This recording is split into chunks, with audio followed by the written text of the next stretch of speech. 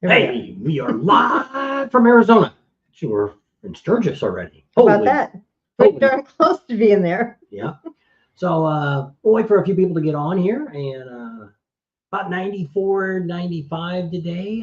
It's about 10 degrees cooler than it. Well, I guess it wasn't quite 10 degrees. It was about about that. It's 110 yesterday here in Arizona. A little cooler, it was hazy today, but the wind really kicked up. We were over at the shop today getting the trailer loaded up. I was going to adjust the brakes up, ended up having some trouble, ended up pulling one of the brake drums off, and the electronic brake is broke. So I had to order the backing plates again. I ordered them for the front set of axles so there's a right and a left in the box, but of course now it's another right that's bad. So I've got that coming. It'll probably show up here. They said the 4th, so today's the 1st, so that'd be what, Thursday? Hopefully they'll get here by then. So Thursday and then Friday and then Saturday we're planning on leaving. So hopefully that'll get here and we'll get that done. We also had a couple weeks ago when we weren't here, we had a massive flood in the area here. At least the shop survived. Messed up the lot though. We got a lot of ruts put in. I've got a video that we'll show you. I don't know when I'm going to get it done. Maybe it'll be tomorrow's video. I don't know, to kind of show you that. But they're coming tomorrow to try to repair the lot.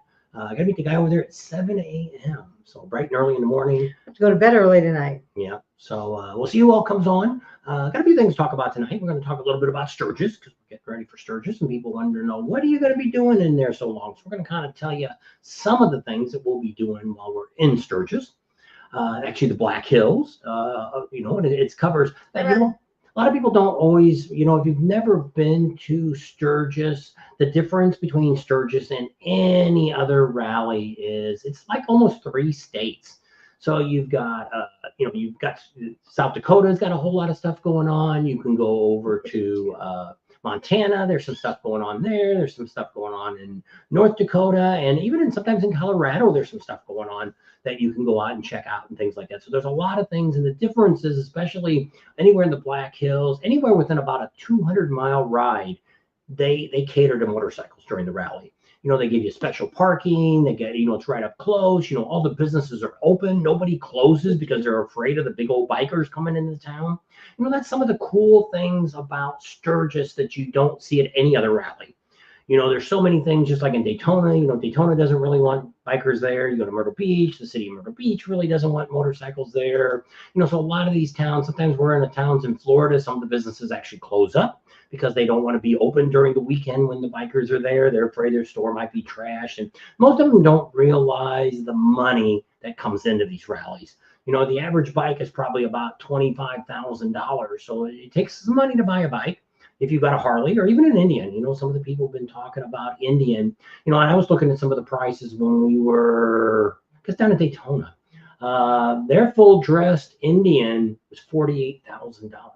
And most of the bikes that I would call more like a street glide, something like that, they were in the $23,000 to $28,000 range. So, they're really, really right in there with Harley Davidson too. Now, of course, they've got lower price models too that Harley Davidson doesn't have. So, but I mean, other than that, they're kind of the same price. Now, a lot more of the Indian is more parts per their website is more American-made parts that's on the bike versus pretty much most of Harley Davidson, and it's just like Ford and Chevy and Chrysler and all these other companies that they may assemble them in the United States, but the parts really don't come out of America anymore, which is kind of sad. But that's a whole nother story. So we're going to be talking a little bit about Sturgis tonight. We're going to be talking about why we're leaving so soon, because we're leaving here in about 6 days. So we'll actually be pulling out. If all goes well, we'll be out of here on Saturday morning, leave bright and early. And my goal is to maybe get to Provo, Utah, which is almost 500 miles. And then the next day, we're hoping to be in Casper, Wyoming, and that's a little less than 500 there. And then we'll be in the Sturgis, which is about 350 miles. So it kind of gets us in there, if all goes well, maybe around noon or 1 o'clock. So it's not too late. On June 10th, we're not looking to do a whole lot of stuff. We're in Rapid City. We're going to get all situated, all that kind of stuff, kind of hang around, maybe look at some stuff in Rapid City. And then probably on the 11th, we'll be heading into Sturgis. We've got a bunch of stuff we need to check on. One, we're going to go out to the Full Throttle Saloon. Hopefully we get Michael Ballard wants to do some talking. And we'll show you what's going on with his bridges. We're going to be kind of keeping up with that on a weekly update. Sometimes it's tough when he's got just a phone. I guess he's got nobody there right now that's doing any editing for him to put on YouTube or anything like that, but he's doing some stuff on his Facebook page, kind of keep up, and he's doing something pretty much every day. And so he's really kind of getting along there. He's trying to make it the biggest amphitheater in the Black Hills.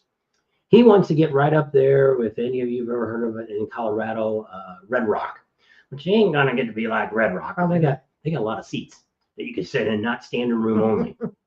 So we'll see how it all turns out. But I mean, it could be really cool, but he is raising the prices now. A lot of people are asking that question. You know, if I get there before 6 o'clock, can I watch the concert for free? No, that's not going to happen anymore. It's going to be pretty similar to what the Buffalo Chip does. You got to have a camping pass to get in there. Now, if you end up getting to where you're staying in the Full Throttle Saloon's cabins, because they have their own cabins, also at Pappy Hoyle, Jesse over there, and what's his wife's name? Penny. They run the campground, and if you have any of their cabins or even a tent campsite, you get into the general admission area. Now, I'm not sure how he's going to block all that off. Hopefully, we'll get some information from him to keep you guys up informed on what's going on. It's kind of cool that it is happening. I think that's really cool that, I'm really excited that Hank Jr. is coming. To me, that's, we're old school country, but to have that legend come into Sturgis, to me, that is the biggest concert that's out there. It kind of puts the Buffalo Chip kind of, it hurts. A lot of these, I think a lot of the venues, especially the Buffalo Chip, is trying to more appeal to those in their 40s, which is nothing wrong with that. Nickelback, I know some of the songs they got, but I mean, am I going to go see Nickelback? No. Marilyn Manson, I couldn't even tell you a song Marilyn Manson has. Five Finger Death Punch, don't know nothing they sing either. So, I'm Jason Aldean's there, but I mean, he's got a few good songs, but I mean, I'm not going to, it's not, I don't need to see him. It's not somebody that's on my concert list to see. James. So right now, there isn't anybody. I was kind of thinking of Gene Simmons that I might want to see him, but that ends up being the same night that, Hank Jr. is. Mm-hmm. So probably somebody didn't care for Kiss the last time we seen him in concert. So more likely, like I said, we're going to see what we can do. There's a good, I don't know if Michael Ballard's only going to have the band inside the bar, nothing outside.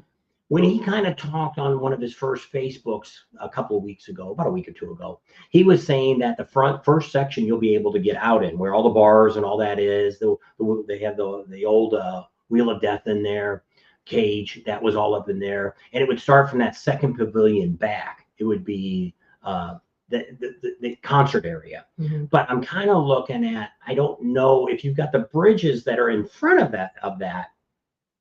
I don't think that's going to work. So we'll see what he's got. Like I say, when we get there and talk to him, I'm hoping he's going to explain it all to us. Hopefully he'll come on camera and he'll tell all you guys what it is and all that kind of stuff. Because it's exciting. I know a lot of people, I'm like that. I've been trying to get Sturgis for years since we've been doing this to come out and start talking about stuff that they're doing all year round. Because I think this is great because it's anticipation, because it's like Buffalo Chip. Years ago, they asphalted a bunch of the roads. And they're like, oh, don't film that. We want to surprise everybody. And I said, 50% of the people aren't even going to know they're asphalted. And I still have that. I have people that get on the channel and they'll write a question and say, oh, I wish they would asphalt some of the roads at the Buffalo Chip. They did. The main roads are all coming in now. The ones that come down the hill used to be so bumpy you could lose a motorcycle in front of Bikini Beach, up the road that way, going over to the amphitheater. It's all asphalted there. I don't know if they did any more this year or not. We'll have to wait and see until we get there. But I mean, that's a lot. That's a lot more than they've had before. Yeah. And 99% of you, when you show up, you don't even notice it. It's like somebody, if they update a cabin, you're there to party. You're there to have a good time. You're there to hear the concert, whatever you're there for. You're there to ride. You're not going to stand back and go, oh, look, they planted grass. Oh, they put some trees over here. Nobody cares. But I mean, it does look better. So we'll see what happens. We also have already reached out to a couple of people, the Knuckle Saloon. We're going to be meeting with him sometime around June 22nd or 23rd. We'll give you all the lowdown because all his concerts are free. So that's kind of cool. And he's actually one of the co-owners of the Suck Bang Blow down there in Myrtle Beach. It's not going to ever be as wild as that because Sturgis wouldn't allow that. Somebody said that I seen on Facebook that they have a new adult bar. In Sturgis? Yeah, I don't believe. I gotta talk to the chief about that. I don't know if they're just talking about the one over there that Side Side Hacks. They had that upstairs. There's not supposed to be any nudity because that's the rule in South Dakota or Sturgis. You can't show anything without I think the whole state of South Dakota is that way. That you can't do. And what happens on a campground is a different story. What goes on at Glencoe or at the Buffalo Chip or Pappy Hoyle, things go wild and crazy. As long as you're not around the alcohol, that's what ends up being the problem, is if you're in one of the bars and you do that, because it's an alcoholic thing, kind of affects that too. So just FYI. So we got a couple questions. Mad Hatter wants to know about the Kathmandu bar. Is it public or private? Do you have to have a wristband to get in? No. And they just heated and air conditioned it. We're not really interested in the heating part. No. We're interested Well, in you the never air know. conditioning. So it's all going to be closed in. And in the evening, early evening, they have usually like a one-man band or something coming in there. And that was the next question Gene Kelly asked if they had anything. And they usually do that every night. They have somebody in there. I think Usually, one night they had a comedian, didn't they? Or yeah, something? I think they did. So they have some sort of entertainment. So we'll give you more Early information. evening. We'll be meeting with them on the 11th or the 12th too, and kind of sit down with them and see what their plans are. They've been just doing a lot of sprucing up. They've been doing a lot of painting and cleaning up and making it look nice. Like I say, the air conditioner is going to be cool in the bar, because who else wants someplace cool to go? So he's always wanted to keep the bar open. Now, I believe the bar is only a wine and beer bar. I don't think they have any hard liquor there, because there just really isn't a whole lot of hard liquor licenses out there anymore. But he doesn't charge to get in, doesn't charge to listen to the band there. And but yeah, we'll be there off and on. We won't be there every single night. We'll probably do a meet and greet. We're getting ready to set up another meet and greet at a world famous place, which we can't talk about that yet, but that'll be Because it's not all confirmed. That's right. So we're hoping that's going to be kind of cool and exciting. Might have a couple different places. Because we could talk to Curtis too. You never know. We might be able to do something there too, which won't tell who Curtis is. Unless some of you know who that is. So it's pretty cool. I don't know if I said that the Gas Monkey Garage, he's already there. He's already arrived and everything. And I contacted him and said, hey, we're going to be coming in. I'd love to sit down and talk to you again. And he's like, hey, guys, I'm waiting for you to show up. And he's got a bunch of cool stuff. He's got the Trans Am show that's going to be happening. I think it's July 11th through the 14th. The Camaro, a lot of people are saying, well, they have the Camaro. No, Camaro is not coming back this year. I don't know if they moved it somewhere else. They dissolved it. I did see the Mustang Rally is going to be later on in September sometime. And then the Trans Am Rally is going to be right in July. Yeah. So anyway, I'm not sure where you're staying, Gene Kelly. He's on the trip to Pikes Wissenberg or Spring Fling. Kathmandu is 4 miles from Main Street. Yeah, too far to walk. Yeah, but if you're staying at Kathmandu, you can ride the bus back and forth. I think you have to, but the bus does go out there. It will stop at the end of the road, where the Kathmandu bus actually comes right into the campground and drops you off there. They have their own bus. Yes. So a lot of times, the only thing that I didn't staying there, it's free. The only thing I didn't care about the bus was that if you, depending on where they're taking you to, you could end up stopping at 2 or 3 campgrounds before you get there. It could take you, maybe it's only a 15-minute ride to get to your campground. It might take you an hour, depending on the route that they have. And you can actually see ahead. You can go on actually today was the last day. June 1st, they raised the rates on the bus. They had a rate, their discount all the way up to June 1st. Possibly if you call them, they might give you the deal. Today's the last. What bar we were talking about. He said, what a bad name to have for a bar. Gas Monkey Garage? Is that what he's saying? I don't know. He just said, what a bad name to have for a bar. Rhonda's. And I'm trying to think. I don't know. I'm probably a few minutes behind here. But Gas Monkey Garage, he's actually got his own YouTube channel. He's got, what we looked the other day, is 1.8 million subscribers on his channel. So he's got really good. And what I love about Richard from the Gas Monkey Garage is he gives us the time. And a lot of times when you run into other places that have YouTube channels, they want to push you off. And we've gotten really good with him. He likes us. He's given us that full access to his property and stuff like that. And I can't say enough about Richard. Never really knew him before. We met him there last year, and he was just, him and his video guy was just overly welcoming to us. And he loved the videos we were putting out on him and everything. So, and we actually got to see him in SEMA this year. If you guys watched the videos in, was that January, December? He was there. And he goes, hey, Bob and Dad. So which is shocking, because I know we see so many people, and a lot of people see other people too. And it's And I'm really, sure he sees a lot of people. and it's shocking Dan just made it. that he kind of knew who we were. And to me, that's just kind of a cool thing. Oh, they're going to be Gene Kelly staying on Main Street at the Sturgis Hotel. Holy cow. Is it the one on Main Street? It says we're on Main That's- Street at the Sturgis Hotel. That's some money. That's some money. We knew some people that used to stay there all the time, but they bought a house now. Mm. They're It was cheaper to buy a house. Yeah. No, I don't know. Kathmandu is exit 34 and Junction is 32. Main Street is another mile or so down Junction. Yeah. Thanks, Neil. Which I always liked about Bye, bye, bye. Kathmandu. We've stayed there more than anywhere else. This is probably our 5th or 6th year that we've stayed at Kathmandu. Very first time we ever went to Sturgis is we stayed at Kathmandu. And what's cool about it is you go out Junction and you get on the highway and it's just the next exit down you get off on. And you're always against the traffic to where you really don't have, especially when you're getting at the end of the day to go out of there, it's easy to get to. You can also go the back way by the Buffalo Chip and go out the gravel road. And we'll talk about that when we get to Sturgis. We're going to run over a little bit of stuff today, telling you what you're going to see this year off the channel. We just got a lot of stuff that's all coming out, and it's nobody is spending the time. We're there 7 weeks before the Sturgis rally starts, and we're there that full week. We'll be there a day or two after, and then we'll head back. And then we turn around and first week of September or second week of September, we're already flying out to Ocean City. So that's going to be kicking on too. So that's a lot of stuff still to do this year.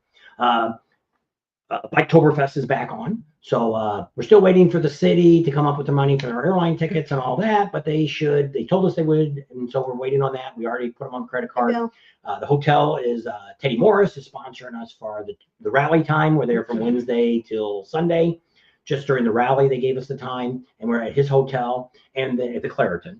And then the day before, we fly in on Monday late, and then we'll be. I got a Monday. Do I have a Monday night and Tuesday night? No, I got a Tuesday night. I have to look at my reservation. I don't know if we're coming in late, and then we're staying in Orlando, and then we're coming over Tuesday. We'll be all day Tuesday to preview that. I haven't heard from Rapture Ranch in a while, so we got a couple more questions. Stripes wanted to know. Did the Gas Monkey ever finish the building in the back? Is going to be his ultimate hangout? I don't know. We don't know either. It's VIP area. We haven't talked to him, but I know he's gotten permits to have bands on the property. I've seen that from the city. The bar that Ron was talking about was SBB. He said, what a bad name for a bar. But there's a couple different meanings. But it is crazy. The wildest bar in all the rallies. Yes. And somebody tried to tell me that no, they'd never been there. And they said, no, there's better bars in Daytona. No, there isn't. There is nothing wilder and crazier than, well, they call it SBB2. But if you look at it, we heard a lot of different things about what it meant. I forget what the last one was that they said, but we always heard that it's a bar you can drive through. So you drive through the bar, and they used to say you could pull your bike up, you could grab a beer, you'd suck it down, you bang it on the bar, and you blew out of the bar. That's what we originally were told. But when we talked to some of the owners last year, they told us that's not what it meant. It meant, I forget what the real term is. The combustion of the engine. It sucks in the air. It ignites. And then it blows it out the exhaust. That's what their meaning is. That's what they said the meaning is. Yes. So David wants to know what your comments are on Camp 5. They're thinking about going down and they want to stay at a free place. Okay. How big an RV do you have? Are you tent camping? If tent camping, fine. If you got a small RV, fine. If you've got like a motorhome or a fifth wheel, you got to get there really, really early. There's only a handful of early spots. Now, last year, or the year before, a couple years, they had gigantic spots, which they've never had before. Now, they've got a lot of camping in the back. If you've got a smaller rig that you can go through a creek bed, it's got some high clearance, you can go back a little ways. If you've got a motorcycle with a trailer on it, you could probably get back in there. Now, if you get a lot of rain, you may not be able to get over the creek. Yeah. It's down a hill. So down the hill, I think it's asphalted there's a parking lot. You can't camp in the parking lot. There's a small parking lot for if you want to go hiking or whatever. Then you pull down in there. There's probably 3 or 4 good spots for RVing. The rest is tent. Now, if you want to go through that creek and come back out, now we drove the truck through there, had no trouble. I just don't know if I want to ride my motorcycle through it. Didn't never try. Not saying I wouldn't. It's not a big creek. I mean, if they got a lot of rain, I'm sure it gets deep. But I mean, normally there's barely any water in it to go over it. Yeah. So it's not bad, but it is a dip. So you just but have to think about that. If you get on the forestry's website, there's actually a couple cool places in Deadwood that's up on the hill there that you can get into. Camp for free. So there's a lot of places. Camp 5 is kind of well known because that's where Scooter Tramp Scotty, he hangs out there. Some of his buddies get in there and they hang out because you're pretty much just left alone. But there is rules. You can't even, because I thought you could take a dump and you could cover it up. No, their rule is whatever you bring in, you take out with you, no matter what it is. Yes. Waste or and there was no big trash cans down there or anything else. You got to get all your junk taken in and out. Whatever you bring in, you got to take out. You got to keep it clean because if you don't, they'll close it down and you won't be able to get back in there again. Now, another cool place that's two places that are very reasonable. One is right across from Bear Butte. There's a little campground over there, which again is owned by the state. It's like, I don't know, $12.46, some kind of stupid amount that they charge. But there's no utilities there or anything else. There's water, you can get water. But they got little awnings and stuff, little patio and stuff. Pit toilets, and I can't remember if they had showers down. We'll have to look. I don't think they had any showers. But I mean, you're not going to have that down at Camp 5 either. No. There's nothing down there. This is more level spots. They're kind of spots you can pull in and out of. We've kind of done a view on it. If you go back and look at campgrounds, we've checked them out the last couple of years. That's another cool place that's very inexpensive. One more place that's very inexpensive is right across the street from Full Throttle Saloon is a guy, they call it is Drag Pipes. Yep. He charges for however long you want to be at the rally, from start to finish, from pre-rally, whatever you want. It's $150 per person. He's got water on site. He's got bar on site. He's got showers on site.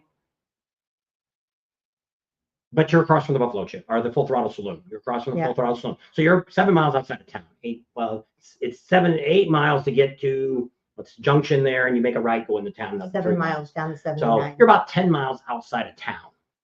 But you're going to be in Deadwood. You're going to be a distance too.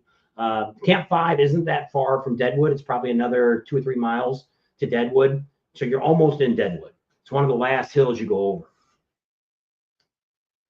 So Nicholas said he wants to know if we're in Sturgis already. We're not. We're getting ready. We're going to leave Saturday, this next Saturday coming up on the 7th. Beth is on, and she said she's been working her butt off down at Susie's, getting it all cleaned up and everything. So we just did a video for him. He did have the other day 3 cabins left. And his price was $1,600. And he's completely revamped the cabins. They're really nice and all this. What happened is Beth is cleaning them up. What happened is we did a review on this a couple years ago. What happened was about 2 or 3 years ago, Susie, which was her husband, they were on a motorcycle and they had a bad wreck. I think an animal or something came out in front of them and they had a wreck and she died. And so the last couple of years, he's been doing it on his own. We kind of talked to him a couple of years ago about it because she took care of everything. So he was kind of like, I have no clue what I'm doing. She did everything, took care of everything. All of his campsites are full. It's not a very big campground. It just has a little loop there to go into, but all his RV spots are full. But He's got 10 spots and he had dry camping. He could put you in somewhere for dry camping. Yeah. And some places like that might give you a good deal for the person that was looking for a place to low price. There's a lot of places like that. Some of the campgrounds, ones you want to stay away from is one selling wristbands. If you're going to go out to the Full Throttle, if you're going to go to Pappy Hoyle's, if you're going to go to the Buffalo Chip, you're going to go to what's the one way out there? Shade Valley, kickstands. They all charge you for wristbands. So you got to pay for camping and a wristband. And they're now getting, some of these are getting up to $400 just per person. Glencoe is another one. Well, and we just looked at Pappy Hoyle's and it was $399. So it adds up. That's what you got to look at. Now, places like Kathmandu, they don't charge for wristbands. Susie's doesn't charge for wristbands. What they do is if you have more than 2 people, then there's a charge because that's just what they do. They give you the wristbands. So there's a lot of campgrounds out here that if you just want to dry camp, you can get a really good deal. Now, what's cool about Kathmandu, they got this giant field over there. Now, the only nice thing about Camp 5 is you're in the woods. You're down inside the woods. There's trees. Yes. Not tons, but there's trees around. A lot of pines and all that stuff. So it's very shaded. But like I say, if you got a 40-foot rig, I don't know if I would drag my 28-foot trailer down there. That's true. The idea is I'd probably pull the bike out and go down there and see if I could find the spot. Because there is two spots I remember for sure that'd be great for putting a good size RV in. But you got to be able to be very good at maneuvering your RV. If you're not very good at backing and pulling in and all that kind of stuff, you don't have a helper to help guide you in, I wouldn't take much more than about a 10 or 15-foot trailer down there. Neil said he talked to Mary at Bear Butte, and they still have openings there. And that's a nice campground. They had a lot of shade there too. Yeah, that's right across. That's just past the Buffalo Chip, heading out away from town on the left-hand side. You go over this hill and down, and that's kind of a. Neil was kind of thinking about that a couple of years ago about going there. They even had some older trailers you could rent that were very reasonable. They got shower houses, a bar, and all that kind of stuff. So sometimes that's nice because if you don't have showers, and if your trailer's not that big, depends on how many days you're staying. But if you to have a shower house is nice. We're in town at the recreation center there behind the Harley dealer, Harley Davidson display. They rent out the showers there. You can get showers. You can take it. I forget what it is a day, but it's like $75 for the whole week or something. We'll give you all those prices when we get there. $750 a day or something. I don't know. So David, check with is it the forestry department in Sturgis? And they said Sturgis in. Well, just look it South up. Dakota. You just look up for the county that you want to be in. We normally always go to the one in Rapid City that we talk to. There's also one in Spearfish. Yes. And they said everything's online. You can get the maps, and the requirement is you have to be 300 feet off the road, and you can only be so many miles into the woods, like a mile or two. And that's all. There's a ton of places. There's 1,000 places you could stay for free. You just got to go in there and see if you can find where you can. Like I say, once again, how big is your trailer? If you're tent camping, that's not a deal, not a problem. If you're tent camping, or if you got a motorcycle trailer, you'll be able to take it down to Camp 5, and you're going to be ideal spot. But you're not going to have running water. You're not having any electricity. So you're going to have to bring everything in and out as you go. No bathroom. Like I say, they had Johnny on the spots last year. Hopefully they'll be back again this year. Ryder Rex said if you wanted to, you could join the Facebook page in Sturgis. It's called Share Your Info and Help Sturgis. I updated it. You can go to the thing and show it. Banners. Yep. Here it is. Oh, there you go. It's running along the bottom. We'll just let it run along the bottom. That's our Sturgis page. But he said, make sure you answer all the questions correctly. He's one of our monitors. So because we get a lot of these girls that want to meet up with people, which are actually dudes from some foreign country, that we've been really good at keeping most of those out. Thanks, Ryder. Because I always do when I check on these people. I think Neil's in there too. He's a monitor too. But what I always do is I click on the person's profile. And if it's only got 3 pictures from 2 days ago, they're not getting in. If they've got some stuff on there, then I let them in. And I kind of look at stuff. I even look at their pictures sometimes. I'm questioning them because they even own a motorcycle, So sometimes I turn away probably a lot more than I approve. I think I turned away 2 today, and I about 4 yesterday. So I'm like, I've had a few people. We had another person on here. I don't remember who it was that they were a monitor, and somebody wrote them and wrote nasty stuff to them. And it's like, screw you, dude. This is my page, and that's why if you don't like it, start your own Sturgis page. So we try to give out some good information, and we try to keep everything there's a guy right now that's advertising tattoos, but he's not going to be at the rally. He just wanted to show his artwork. That one I'm still kicking around deleting it because typically we want now it doesn't have to be during the Sturgis rally. So just like us, we're getting there early. So you couldn't believe Saturday at Black Hills Harley, they had 30 food trucks. You didn't see the picture. Parking lot was full. Wow. Remember when we went that one time and they had like hamburgers, a cook-up, and this was, I think we went in October. I think it's every Saturday. We were in October, and we went there, and the place was packed. There must have been a couple hundred people in there. There was thousands this Saturday there. They must have really advertised it. Well, they're doing what they do is a couple weeks ago they had a way if you had a diesel truck, you could bring it in there, and they were doing free polls. Put it on a dyno and see what it was doing. So, that was something. They're trying to do some different stuff to get people to come to the dealership. So, but I mean, when I looked at the pictures, Mike Maloney is the guy that we always deal with there. He's kind of like the GM for us. It's him and Al. Al is I guess Al's the GM because it's owned by Sonic. But Sonic really isn't there at all. It's mainly those two kind of run the dealership and stuff. But it's so, they're just trying to do more stuff to get people to come in year round. So it's kind of cool. So Neil is looking for anyone that may be able to get him a ride. He wants to go to a funeral in Lewiston, Idaho. So he said he could fly into like Salt Lake City or Denver or something like that. I'm assuming it would be like the 29th or 30th he's thinking about. So he's on Facebook. So you can message or text Neil and see if he can hitch a ride from one of those places back into Sturgis. he'll already be in Sturgis, so he's leaving Rapid City, but it's so expensive to fly to Rapid City. So Yes, it is. Yes, it is. so if there's anybody out there that's going to be coming through that way, Maybe they're pulling a trailer. He's not really looking to be on the back of a dude's bike, but he's just needs to, somebody like that. He probably help pay for your gas and stuff too, and make it worthwhile for your time versus him trying to take a bus or something like that trying to get back. So because it is going into Sturgis is Rapid City is very expensive. It's usually anywhere from $500 to $1,000 for a one-way ticket. So it is very expensive there. We did it years ago. We went in October. It was cheaper for us to fly into Denver, rented a car, drove up and back, the gas and everything. I was still cheaper than for us both to fly into Rapid City and out. So there you go. Now you can do Allegiance. It's got some deals, but you got to go the day they are there. I think it's Tuesdays and Thursdays. Go in certain days and leave certain days. Yeah. So if that doesn't accommodate you, then that isn't going to work. And then you got to have an airport that allows Allegiant to come in. So Moonshine, are you Renee? We used to ride with a girl, and I think her handle was Moonshine, wasn't it? Renee, do you remember Moonshine? No. Anyway, I don't know if that's you or not, but hello and thanks. She said, or they said we do a good job. Art's on. And did you get the text I sent you the other day? Since you said you're not on Facebook anymore, that's why I sent that to you. Looked at Rapid Airport and can't find anything out.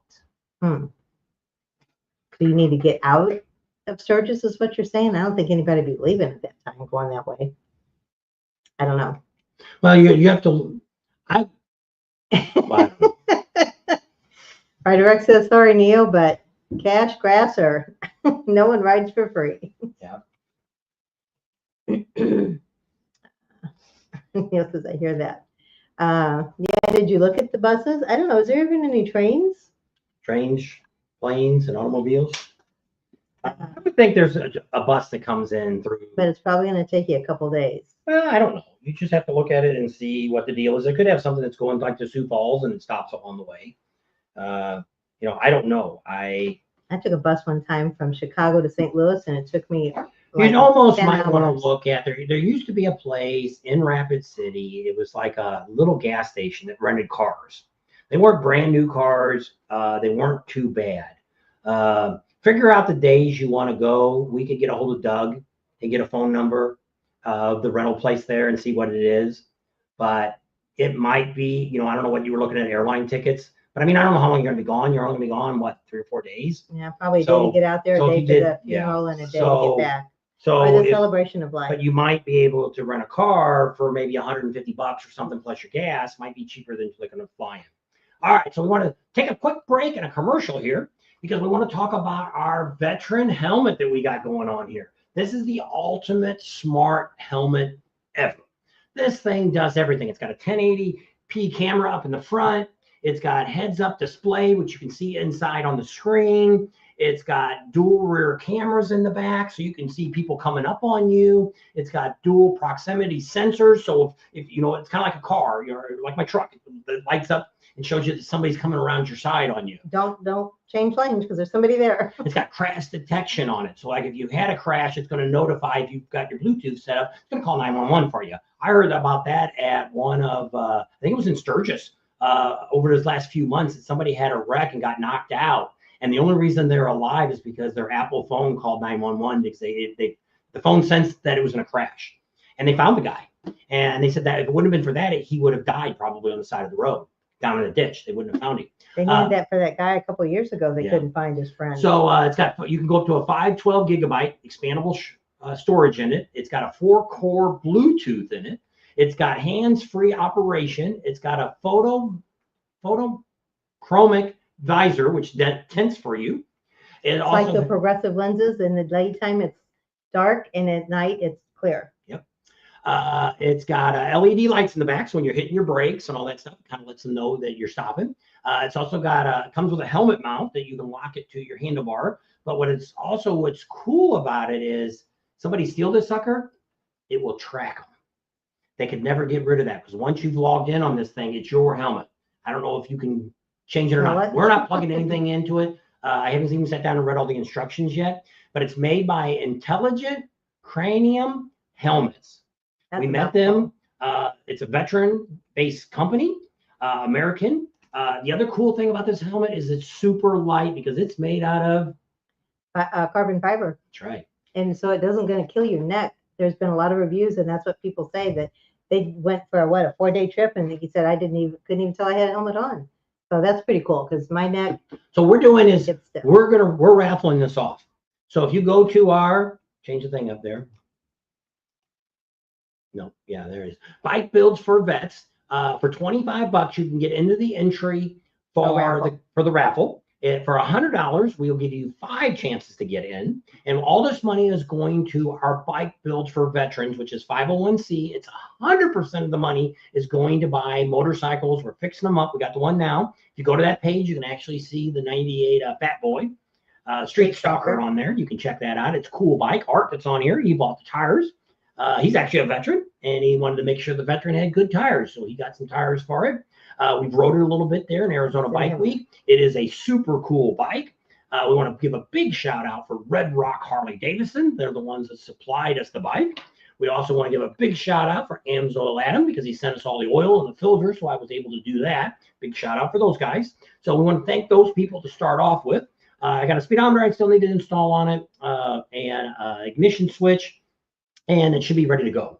So probably after we get done with Sturgis, we'll kind of figure out a time and start doing that. But the raffle for the helmet, we're going to see how we do. This is and this one comes in a large, or we can change it to a medium because you can just change the inserts and it changes the size. So it's a large or a medium. That's the only size it is. He's got but I mean, this company can do everything. They'll wrap it with whatever you want. Yeah. If I want to have a Bob Tam helmet or whatever, and they start this one here with everything on it, it's about a $2,000 helmet. They start out about $399 for their basic helmet, and they go up. You can go to their website, Intelligent Cranium Helmets, and you can see all the stuff they have. But we're just trying to raise some money because we want to get to where we have Meekum this year in January. We can buy some bikes. We have one of our subscribers. She gave us $1,000. Yeah. We got another person gave us $250. So we've gotten a little bit of money in there that we've gotten so far. But we'd love it to have to where, I would love to be able to collect $2,000. Tam was the other day. She goes, maybe we get $5,000. I don't know. Then I thought that way we could buy at least 2-3 bikes. I just don't think we'll get that many people. But I mean, that helmet is worth it, and it's a pretty cool helmet. And for $25, I mean, we just got to get the word out. Yeah. So if you know somebody that thinks that this would be a really cool helmet, an awesome helmet, send that video to them and tell them for $25 you can get a chance to win it. That's a video we did on Saturday. Yeah. So you can go back and watch that video. We did an unboxing and kind of showed around. We've had about 1,100, 1,200 views already on it. They don't notify me till the next day of anybody that's given any money yet. So at this moment, I don't know if anybody's signed up for it and donated. But what you do is you just go to that Bike Builds page for vets. And when it comes down, you can go to the bottom and it explains what you're getting. Then you go back up to the top. It says donate. And then you hit the donate and you put in how much money you want to give us. And all of it's 501c, so it's 100% tax deduction. If you need a receipt, you just have to email us and tell us. But they'll send me your email and your contact information and all that, so you don't even have to do all that. So we'll have that, and then we may even start running a list, or maybe we'll do it on the lives. We'll say who's got what entries into it. That's not a big deal to just say, hey, George gave us this, or Frank gave us this, or Art gave us this, or whatever. It's got 5 entries in it, got 10 entries in it, whatever it is. So I want to give us $1,000. I'd have to figure it out. How many we give away? We probably give you $1,500 worth of chances into it if you gave $1,000. Just we'd only have to sell 2,200 tickets. That's a lot of tickets. Well, get the word out. We got all of these subscribers. They can get the word out. 200 tickets is all we got to sell to make $5,000 to get a couple more bikes to give to our vets. Yeah. So that's not a lot. Because last year at Meekum, they had a whole bunch of bikes that sold for around $1,500. They were really nice Harleys. A lot of them were full dressers. A lot of them were 2014s and newer.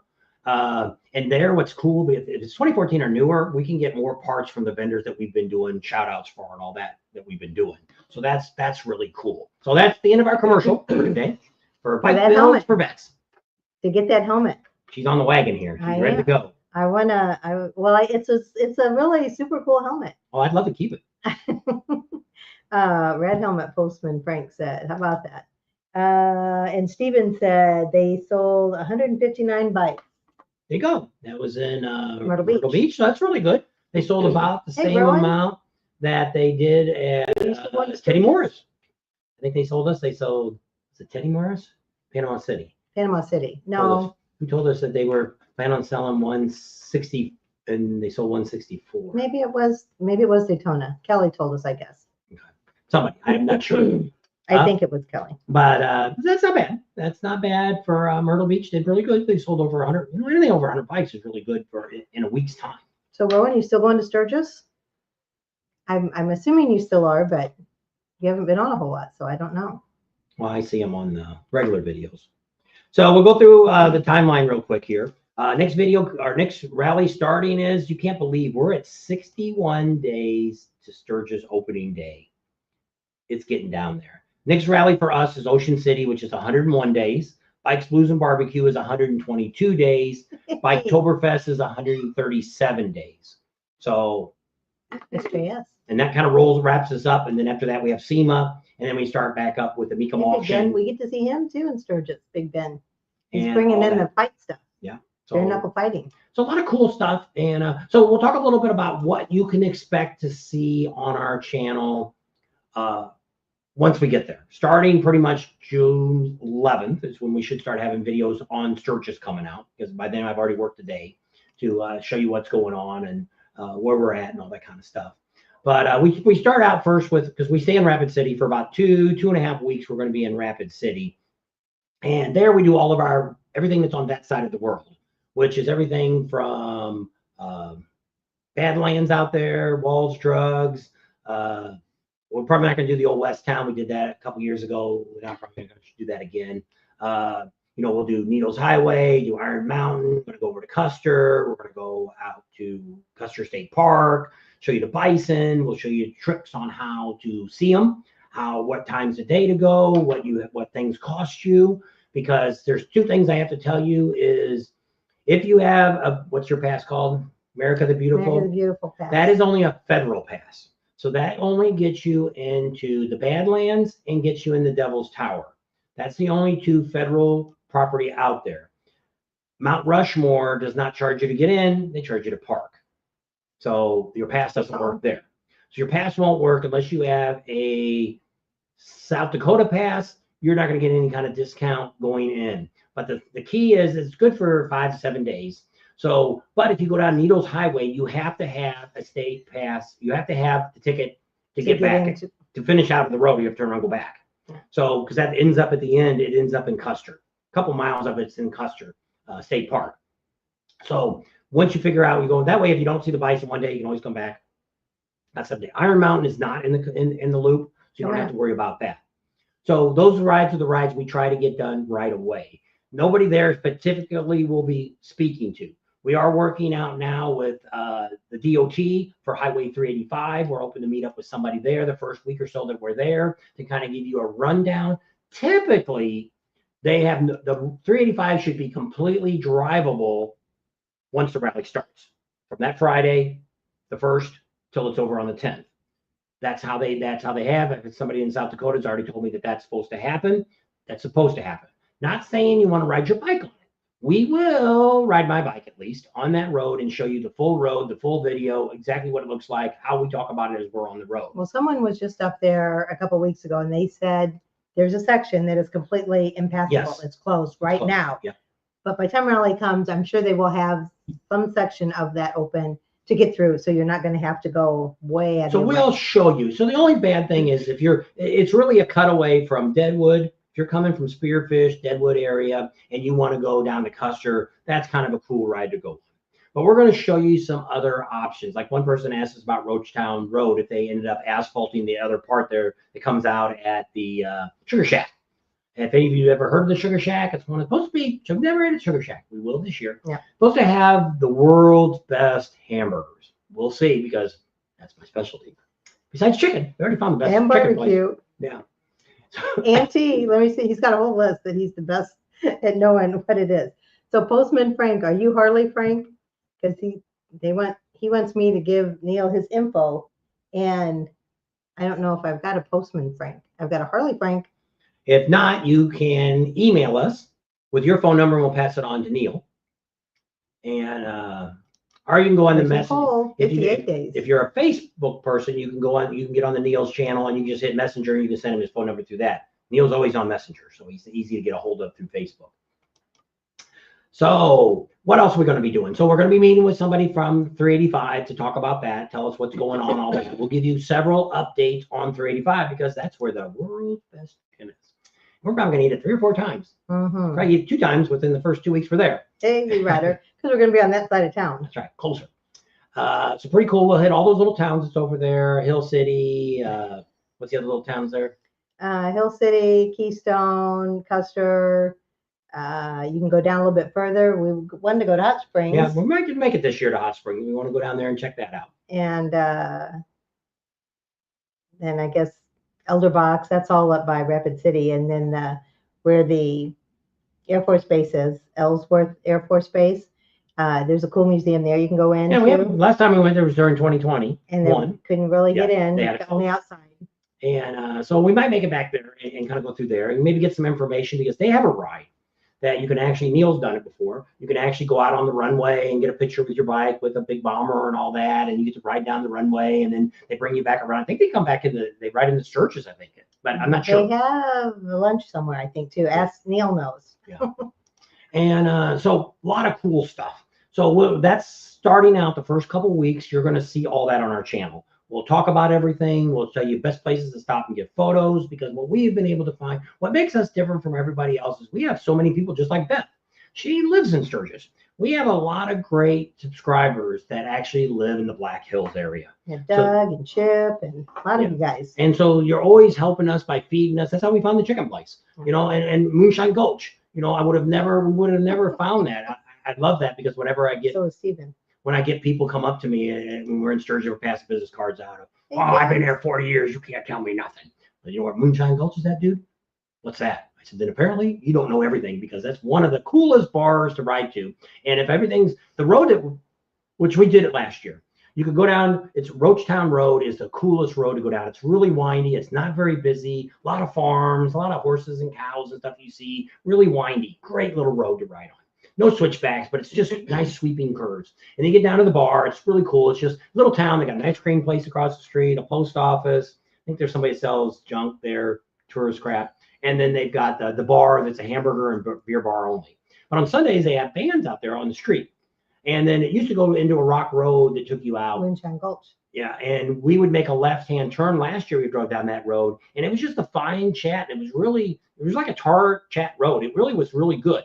But they're supposed to be, when we were there last year, they were asphalting it. So George, I think it was, or somebody asked me if we knew for sure yet.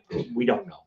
But we will find out and give you all that information. So within a week, how about that? Or after a week. So we'll be giving you all this information just in the first couple of weeks. So if you're coming to Sturgis, we give you the more information than anybody else does. Some of the things we're not going to do this year, we're not going out Topless Tuesday, done that, waste a lot of time doing that, and we're just not going down that road anymore. It just isn't worth the whole day you spend out there. So we're not doing that anymore. We haven't done it the last couple of years anyway. But there's enough cool stuff going on in town. You know, we'll hit all the bars in Sturgis, show you what's going on, if they've got it all updated, because a lot of these bars, the Iron Horse, don't get crap together until like 2 days before they open. That they get the back all set up and ready to go. Why they can't get it going, I don't know.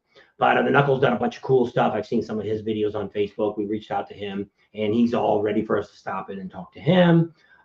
There's some more cool stuff going on in Deadwood. You know, like I say, we got the Trans Am show. We're going to have the 3-wheel rally that's going to be going on out there. They also have Adventure Bike Week. They also have the rodeo, days of rodeo. 76. Yeah, 76 rodeo. They'll have that going on, all that. So all that stuff we give you previews on, give you a little bit of stuff. We didn't go down and talk to the coolest Indian motorcycle shop in the world is in Deadwood. We covered it a couple years ago. We didn't stop in there last year. If you have a vintage Indian bike and you're having trouble getting a part for it, this guy will make you the part you need. And they're all American-made stuff. He's got like all the old molds and all that stuff. So it's really cool. Yeah, he makes them all over South Dakota. They've got warehouses and places where they've got machine shops and they make the parts. It's really cool. The guy was really, really great to us a couple of years ago. And he's like, yeah, come on in. I'll show you around. So we'll do that again because that's really cool. We'll be over there at the Indian dealer. We'll show you everything there. Also want to announce, if you haven't seen, that the Sturgis motorcycle dealer in town, the Sturgis dealer that always sold T-shirts and parts, they are now selling motorcycles. They bought the building next door. They're gonna have a big tent over there with bikes and stuff in it. They haven't got the service going yet, but they may have some temporary stuff going on. We'll find out when we get there and talk to Tim and see what he's got all going on, because he's still got to get the bikes ready to go and stuff. So in the next year or so, they're going to build a shop in the back and they'll be able to do work and stuff. So they're giving some really good deals. What we've been told by him and also at Black Hills Harley, they sell their new bikes at MSRP. There you go. So Neil says that ride from Ellsworth base, whatever, is Tuesday. It goes through Von Acker Canyon into Sturgis. It's at exit 67B.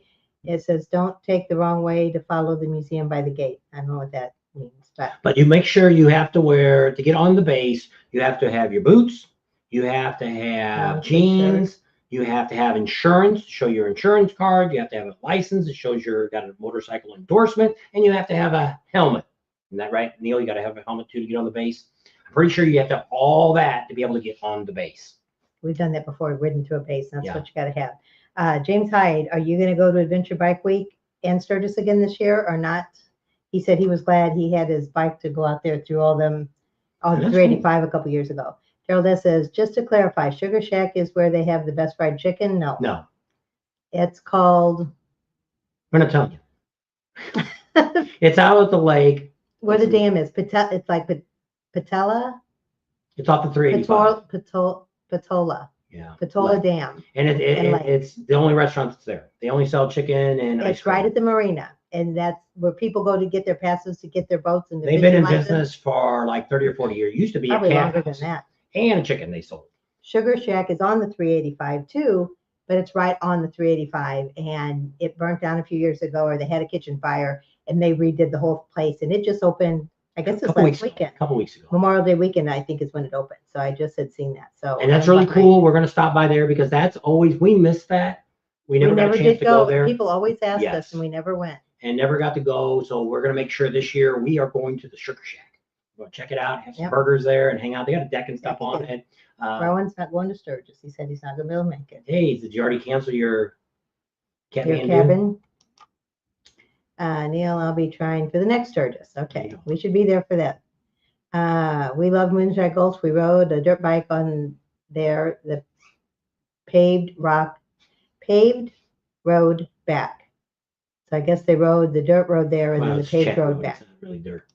But I mean, it was an easy road. She would have been able to ride on that road with no problem. It wasn't like loose gravel or anything. It's like we slow down for the turns. I'm not going to go 35, 40 miles an hour around a turn. But what was cool about it was there's a little creek that ran all along it. There was actually a bicycle path. Bicycle path, had a concrete path, had one place you stop. They actually had bathrooms with you parking for cars and stuff. We didn't use that, but we did go through there. I think it was more for the bicyclists, but the motorcyclists could use it. Anybody, yeah, that's true. Make your calls. It's better than going in the woods. Yeah. Bear might get it off. Don't have to use a leaf. No. So out her secrets. Ask her about poison ivy. Wrong leaf. No. No more questions? Go there. No. Caught up? That was it. Yeah, Postman Frank is actually Beth. I was trying to figure out who that was.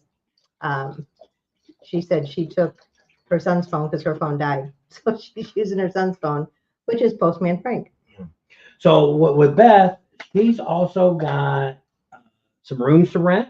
She's also got some hookups, some RV hookups in downtown Sturgis.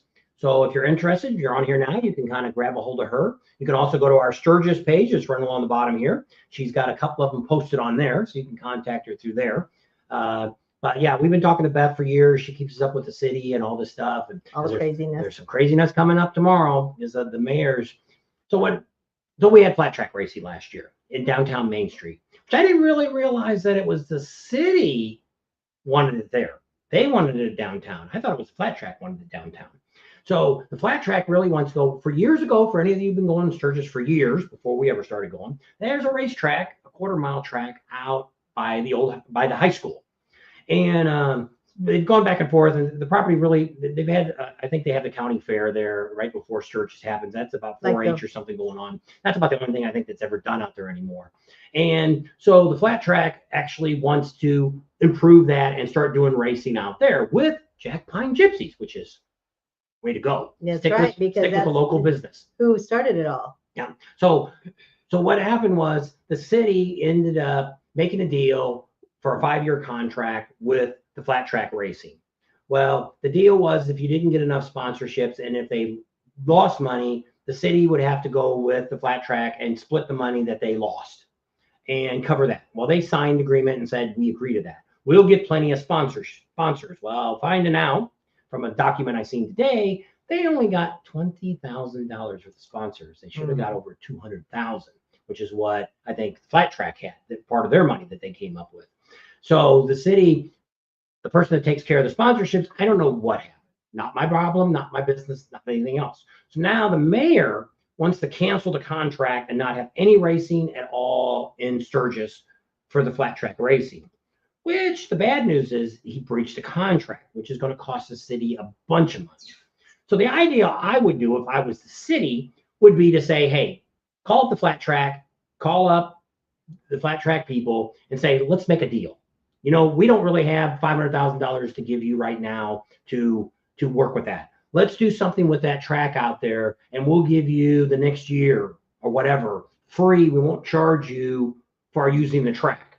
And then we'll work with that after that. That way we compensate the city, doesn't have to pay that money. But if the mayor talks to the board into canceling it, it's going to cost the city probably millions of dollars. So just my thought.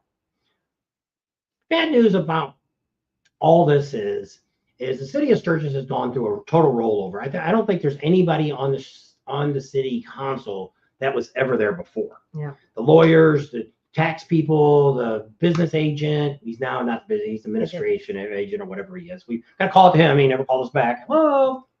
So Beth, there you go. We tried to reach out to him to talk to him, and was it Jared?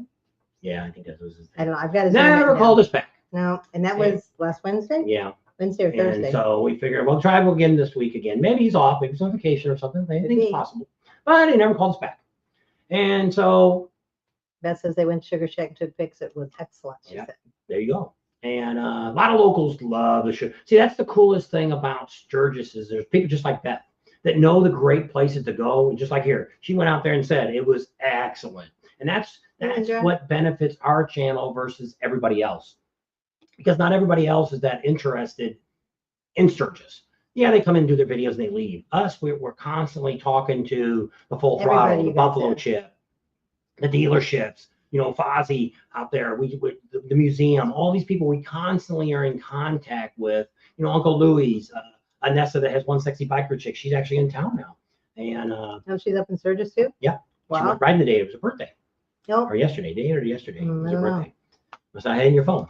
I didn't really look at my phone yesterday. I was busy. Well, still should have came up and said, oh, you missed the birthday. So pretty cool. So what else are we going to do while we're there to give you coverage?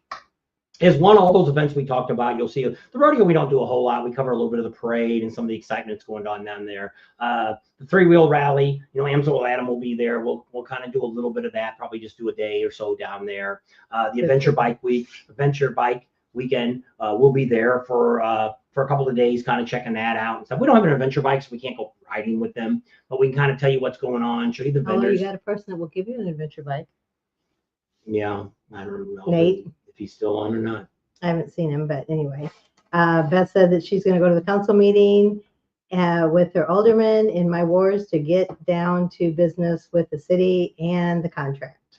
And in a sense, we've reached out to the city several times. We'd be happy to come out and talk to the board, you know, and tell them a little bit about motorcycles and stuff. It's kind of like we were just in Myrtle Beach and they had flat track racing. It was an hour away. And I said it would have been better to spend money on something else than it would have been to do the flat track racing. Flat track racing only brings in people that are interested in flat track, where Sturgis really needs to. I think this would really help, especially with Jack Pine Gypsies getting involved with it too. I think it's going to help it. And what's cool about it is it's towards the end of the week because typically the last 3 days at the Sturgis rally sucks. Most of the people have left, they're gone. Not a lot of people, we never did that until we started doing a YouTube channel. We heard the Thursday from on ended up being, we call it local day. Not so much like Beth and them kind of people. It's people that are like young kids. You get these 18-year-olds, 19-year-olds, all these kids are coming in and you see them all over Main Street and all over the place. And it's not the biker crowd. None of these young guys, girls have motorcycles at all. They're just coming in to see what's going on. People say, oh, we're there for the t-shirts. If you're staying there to buy those junky t-shirts they're selling for $40 or whatever it is, you should save your money and go buy a good $40 shirt for somebody that's decent shirt. Go to 160 Biker Chick or go to the dealership or go wherever and buy you a good quality shirt. Them shirts that they sell down there are just junk. They're good for either you gotta buy some shirts to take home to your friends. It's just, hey, like that shirt that says, all I got was a lousy t-shirt and from my friend. That's those kind of shirts. But it's not that great of a deal. So Man Size just wrote 2001 Ducati Monster 750, $1,000. So I don't know if he's trying to sell it. Or somebody's got it.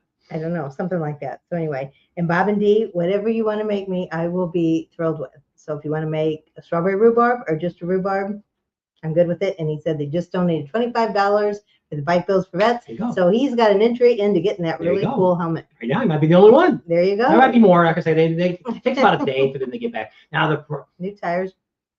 Something I need to just tell you a little bit about the donation is we're not charged anything. So we get a full $25. But when you get ready to click out, it's going to ask for a tip. Now, sometimes they put an 18 or 20% on it. You can go down and put no. Or that's the way this company makes its money. Yeah, off of the donation. So that way, it's like here, one of our sponsors pays me through Venmo, and for $169, they take $5 out of it because we're considered a business. And so that's $5 I don't get for the rest of the year. I lose $5 every month. May not be a lot, but it all adds up. It adds up at the end. So this way, this company, that's why we went with, it's called Jeffy, isn't it? Something, yeah. And so it's a totally free, whatever. We get the full amount. We get the full amount you give.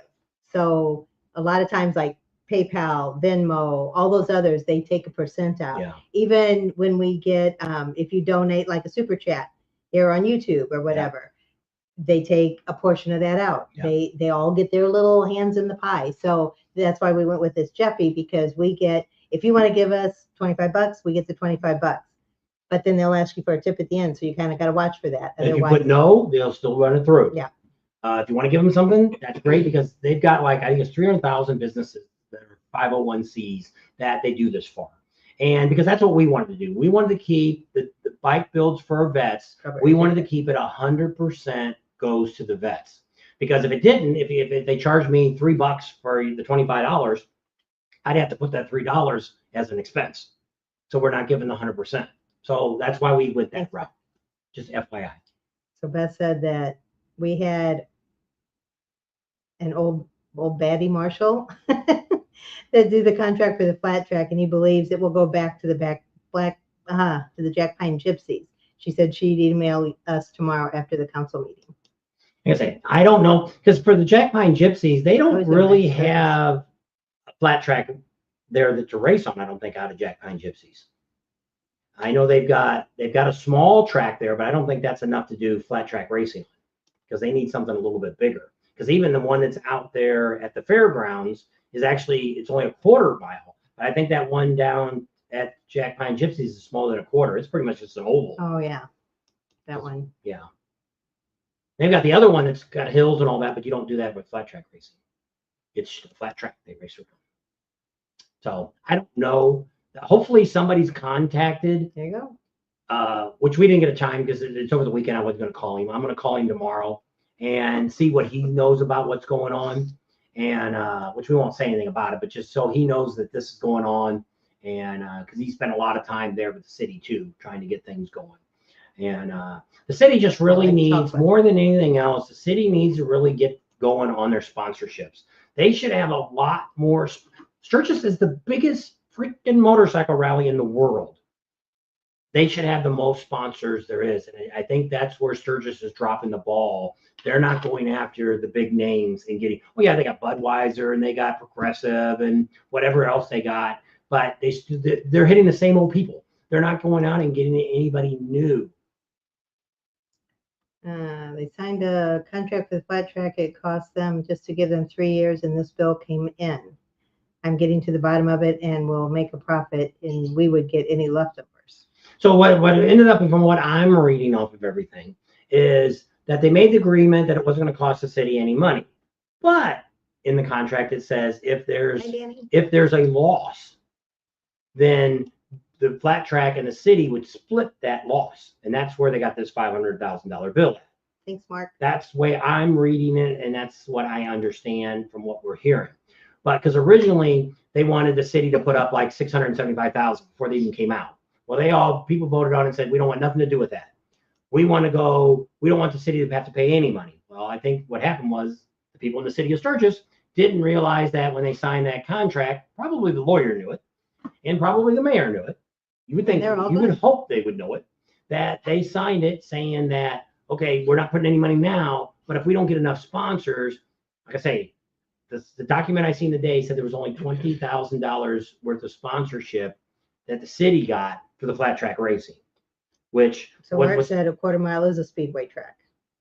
I know, but I'm saying the track that they have at Jack Pine Gypsies, I don't think it's a quarter mile. Yeah, it's just just an oval. Yeah, now that is a quarter mile track, but I think for the Flat Track racing, they would like something bigger than a quarter mile.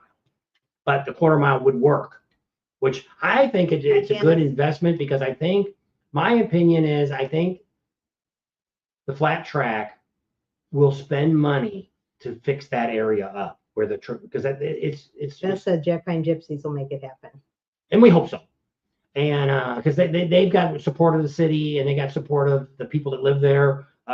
So yes, I'm hoping it all gets worked out, but I'm just seeing that the mayor's all up in arms, and he's trying to stop all this. And I love the chocolate. He just needs my idea is, I don't know who the mayor is now, or the governor, the city council. I don't know who it was. The last guy that was there before was a freaking moron. We went to that council meeting, and the guy was just a butthole, and I would never pay that guy nothing to do it. I don't know who they have for a council now. I don't know the guy. I haven't sat through a meeting to see how they are recommending this and that and all that. But I mean, I used to deal with a union, and we had a union counsel, a lawyer firm that we dealt with all the time, and they didn't sit in on any of our meetings. They were I ran my meetings. It's called Robert's Rules. I was the president. I was in charge of keeping the meeting organized and stuff like that. And I had a sergeant of arms and all that kind of stuff.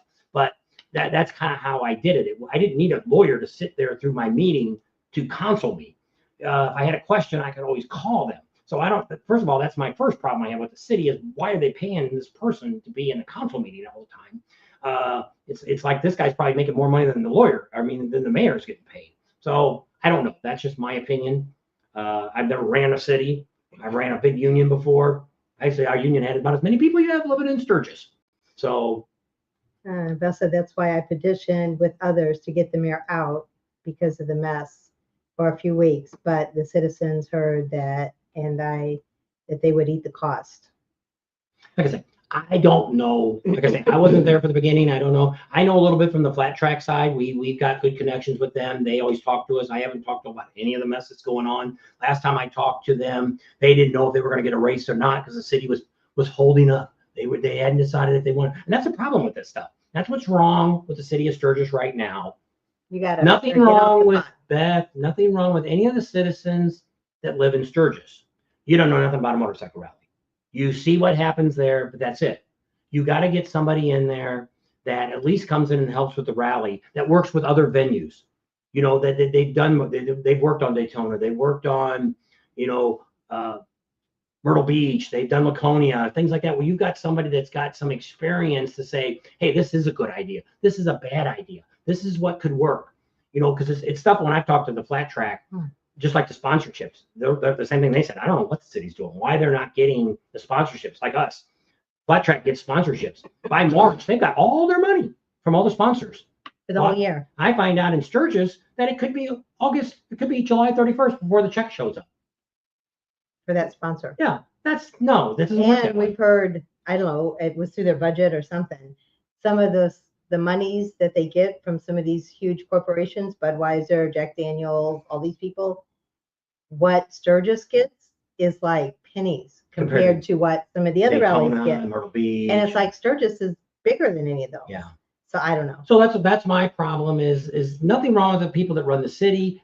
It's great to run a small town like Sturgis, but to bring something in this where you're bringing 100, 300, maybe 500,000 people to it, it's like running Disneyland.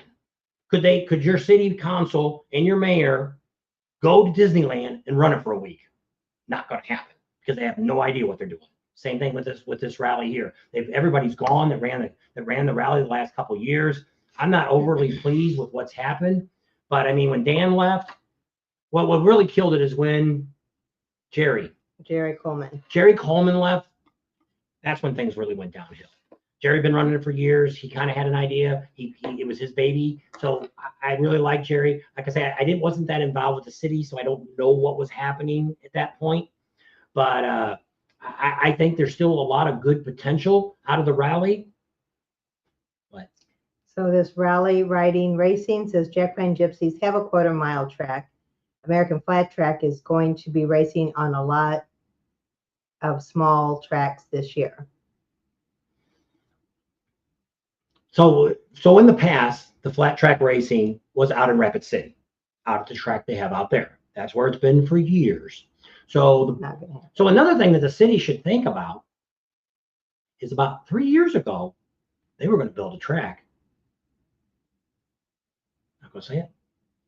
The Buffalo Chip.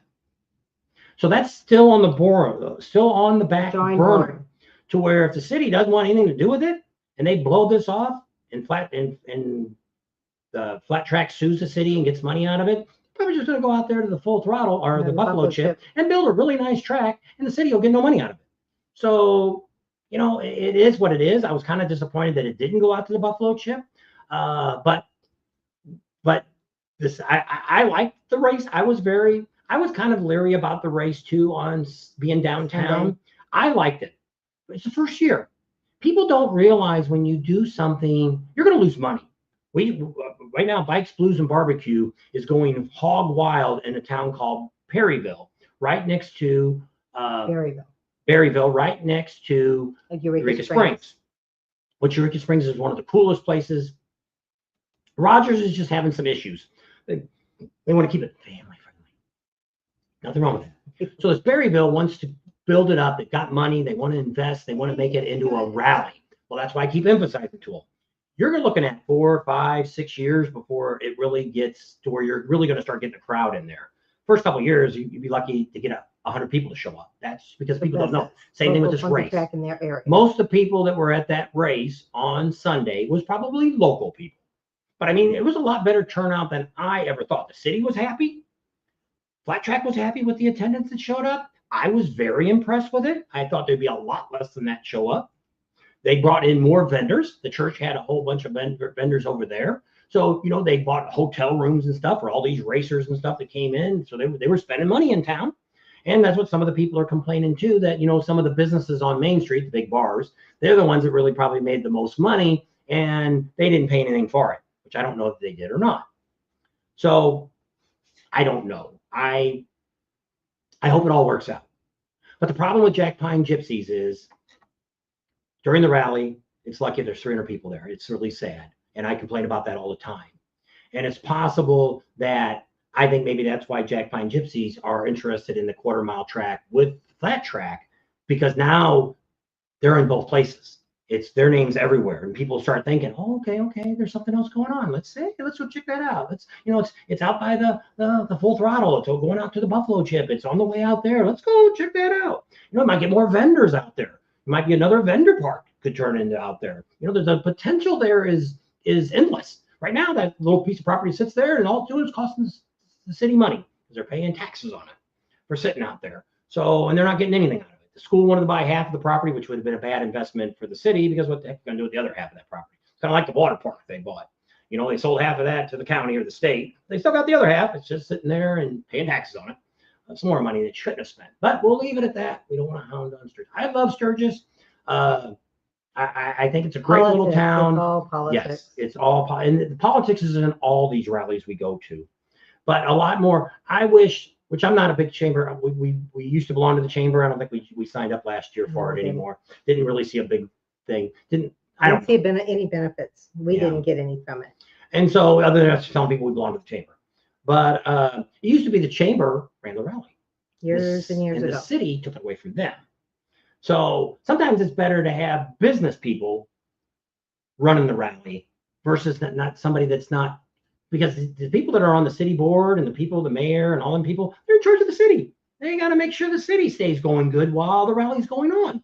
Not worried so much about what band should we hire, how do we do this ride, how do we do an opening, opening day. Somebody else do that crap for you, and then you just rake in the money from it. I don't know. That's just me.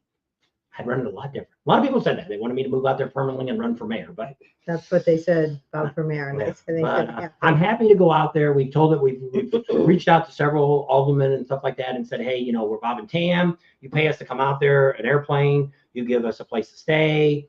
1 or 2 days is all we need at a time. We come out a couple times during the year, kind of give them ideas, show them. We've got contacts for all this stuff too. We know all the promoters too.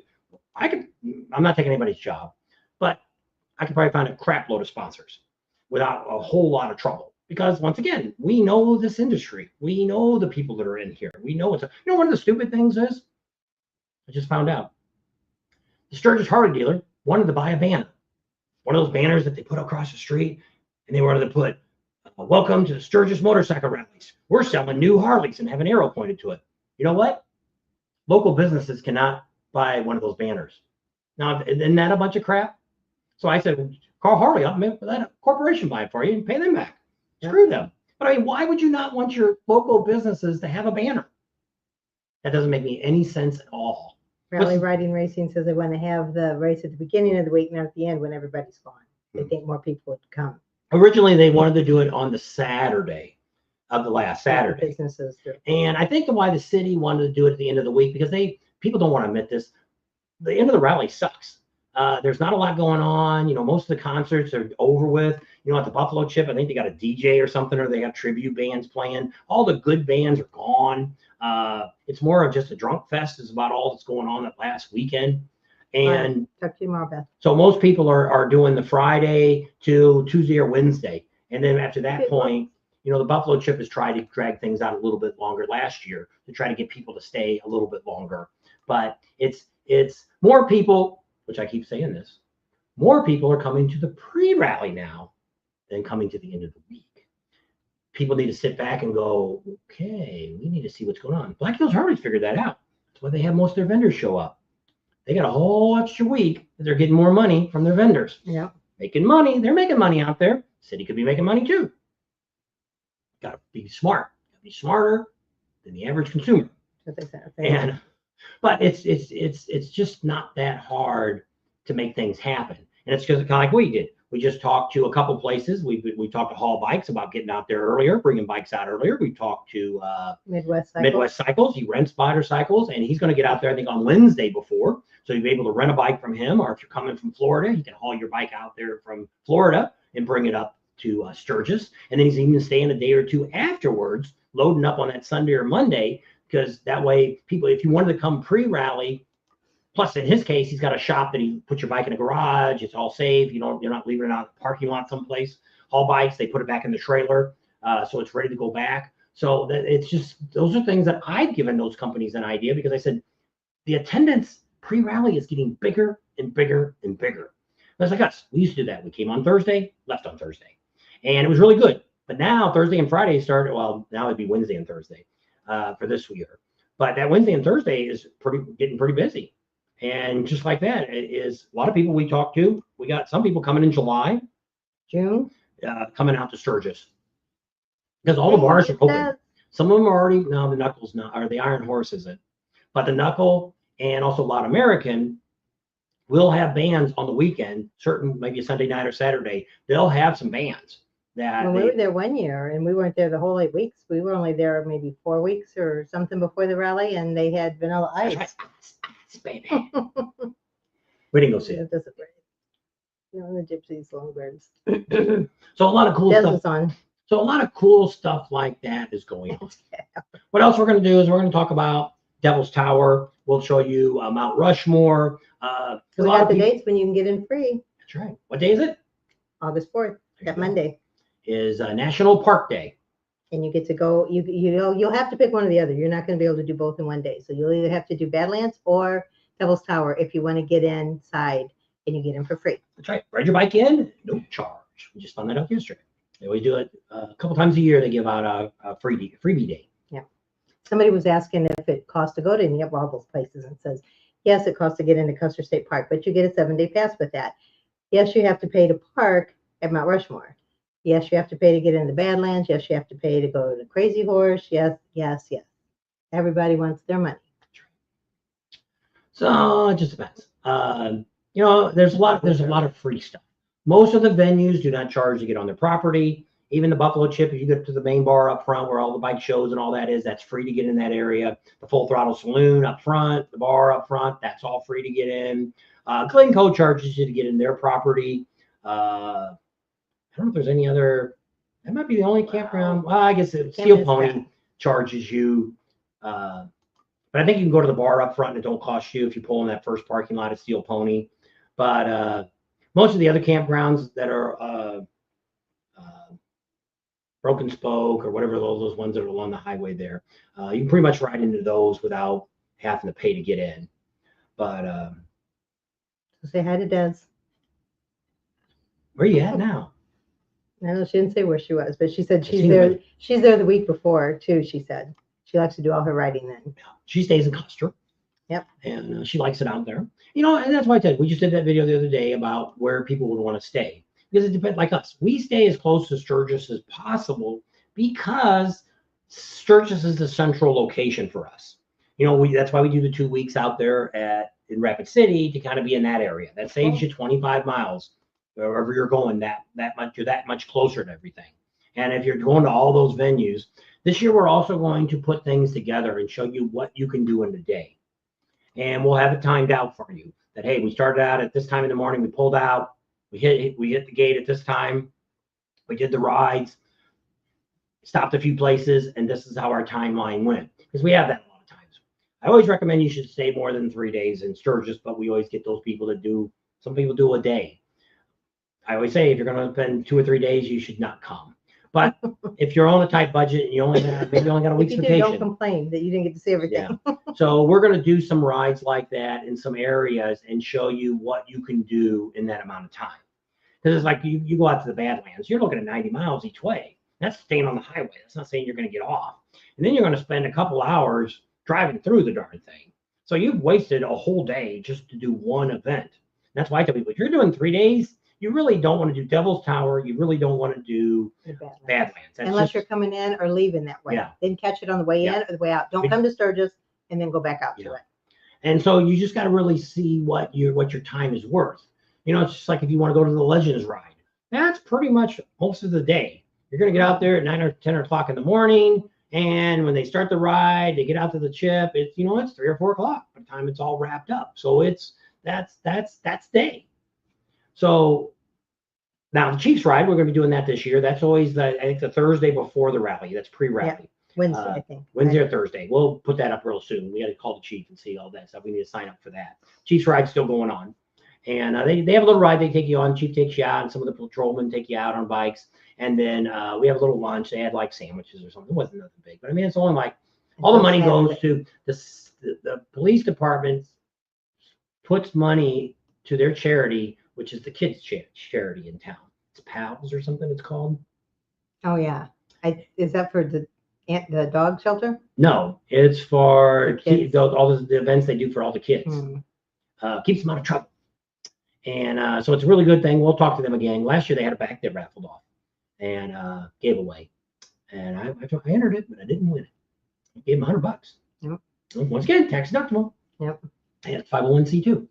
So a lot of cool stuff. But I mean, there's so much stuff. We'll be talking about Deadwood. We'll go into all these little towns, talk about some of the cool places to stop at, some of the places. You can also go back to our playlist. We have a lot of stuff. We try not to always hit the same things every year. We try to overlap. Last year, we didn't do a whole lot of coverage on the Buffalo Chip. This year, we'll try to put a little bit more coverage in for the buffalo chip. Bad news is last year, of course, what's sad about this? The two most popular places is the Full Throttle Saloon and also the Gas Monkey Garage. That's probably last year is the two most interesting places that people wanted to know about on our channel. Of course, there's people that want to know everything, but the most that brought the most views were those two locations. The buffalo chip just didn't bring in, and I think what's bad about that is I think a lot of people that stay at the buffalo chip, they love it, but the people that never have stayed there, never gone there, they don't know anything about it, they don't even go out there. It's kind of like going out to Shade Valley. If you've never been there, you don't know what they got going on out there. They've got some bands. They've got Cheap Trick or something playing this year out there. But once again, you got to buy a wristband. You got to buy to get tickets to get in. It's not a free concert. So you got to pay. So if you're staying there, not a bad deal. But if you're coming in just to pay, it runs into a little bit of problem. But all the bars in town, it's free to see the shows, unless you want VIP. So if you want to go to the Knuckle, you want to go to Loud American, or you want to go to, what am I forgetting? Loud American, Knuckle, Iron Horse. All those are free to get in and watch the bands at night. Sometimes pre-rally stuff, sometimes they could charge. Over the years, I think they had like Montgomery, yeah, they had Little Texas a couple years ago, and that cost like $25. I mean, it was worth $25 to get a table and sit and watch the show. But that was before the rally, so it wasn't during the rally. During the rally, they don't charge to get in there and see that, so that's kind of cool. And Deadwood's kind of the same way. Most of the places aren't charging you to come in. They have a lot of stuff down there at the park, that little amphitheater there, Harley Square or whatever they call that. They'll have bands down there at night and stuff like that. Hey, just last year, it was before the rally or after the rally, they had Pam Tillis actually played on Main Street. It was a free show. Yeah. We missed it. Well, I wanted to go, but it was cold. That and if still far to go. I think we were in Rapid.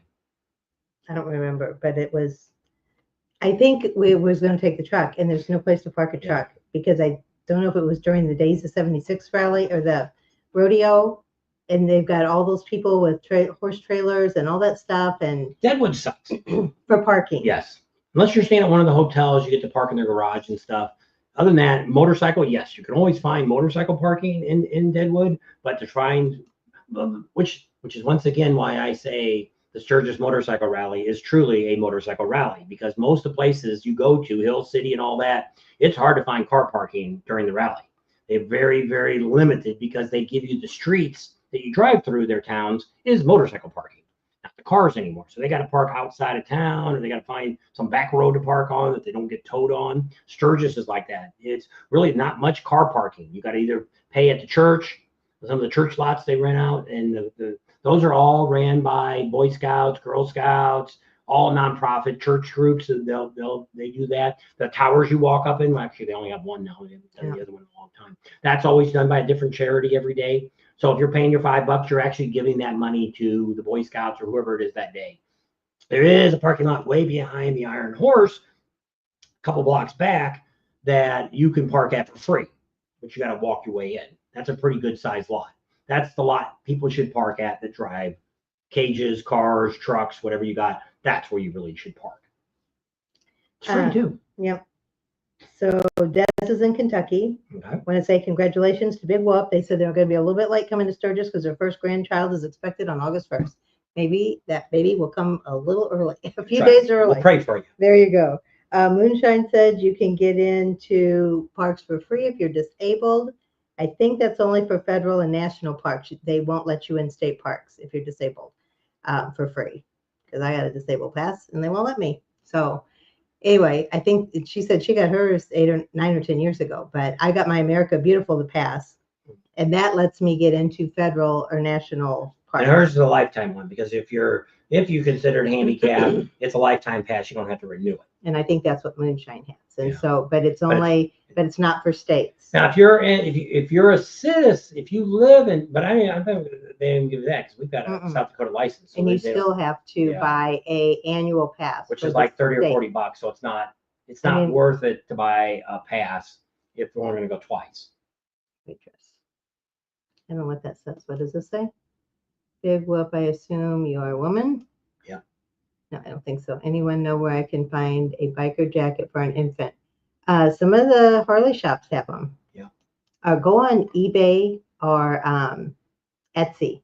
Sometimes they'll have them. Go on eBay. When We had a jacket for our grandson. Yeah, our first grandbaby, he had like 80 pairs of shoes by the time he was born, and my daughter did not put shoes on that boy's feet. So there you go. He had Nikes and Jordans and Pumas and all kinds of them. But anyway, Mama liked to buy stuff. but I've got them all on eBay. I think it was eBay. And I mean, they were all like $3 or $4 a pair. So it's not like I spent hundreds of dollars. This is 19 years ago. So it's not like she just did it yesterday.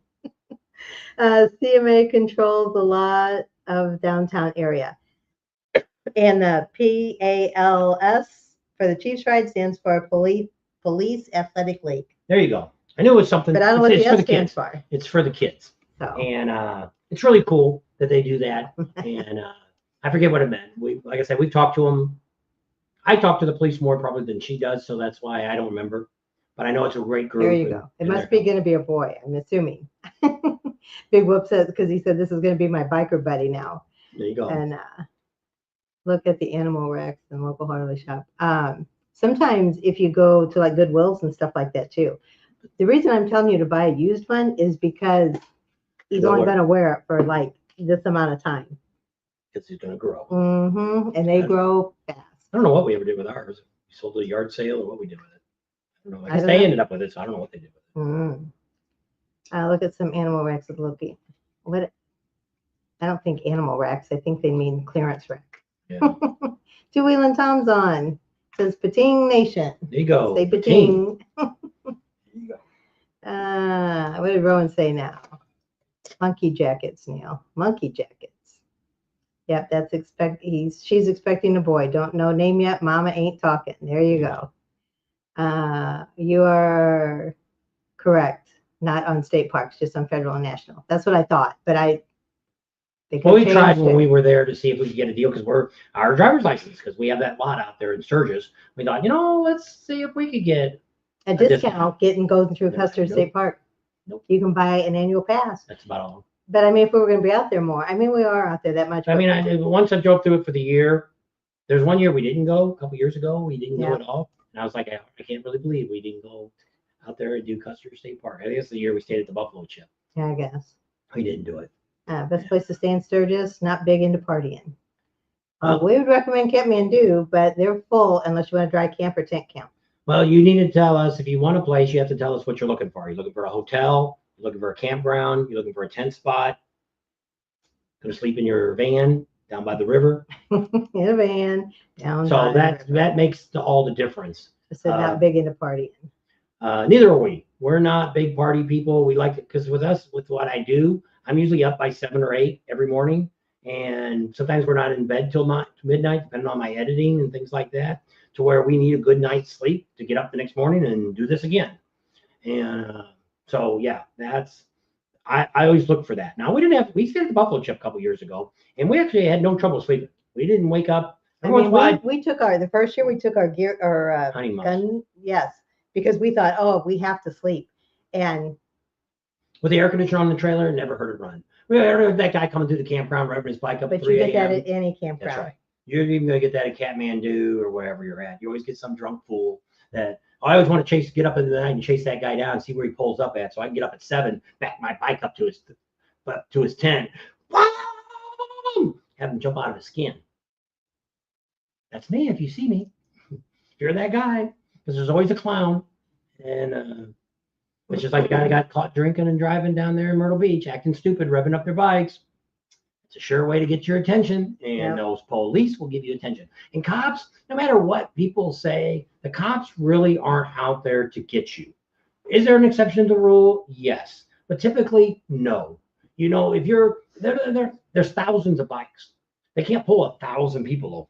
So they pick and choose who they're going to pull over. They have to have, in South Dakota, you have to have a probable cause. So unless you're swerving, you squealed your tire, wrapped out your bike, didn't stop to pull out where there was a yellow. Or that just because you pulled out of the Iron Horse, because even like the monkey tried to say that one time that they pulled over his wife, and I think she ended up having a taillight or something out. That's why they pulled her over. And so you got to have a probable cause. And that's just the law. And that's the way it is in South Dakota. So, and I don't know about Florida and stuff like that, but when we see stuff, just like down on Main Street in Daytona, we've seen it a couple years ago, and I've said this story a dozen times. We're sitting down there, and here comes an older gentleman on a trike. He's got a big old giant POW flag, and he's got a big old American flag on the other side. Going down the street,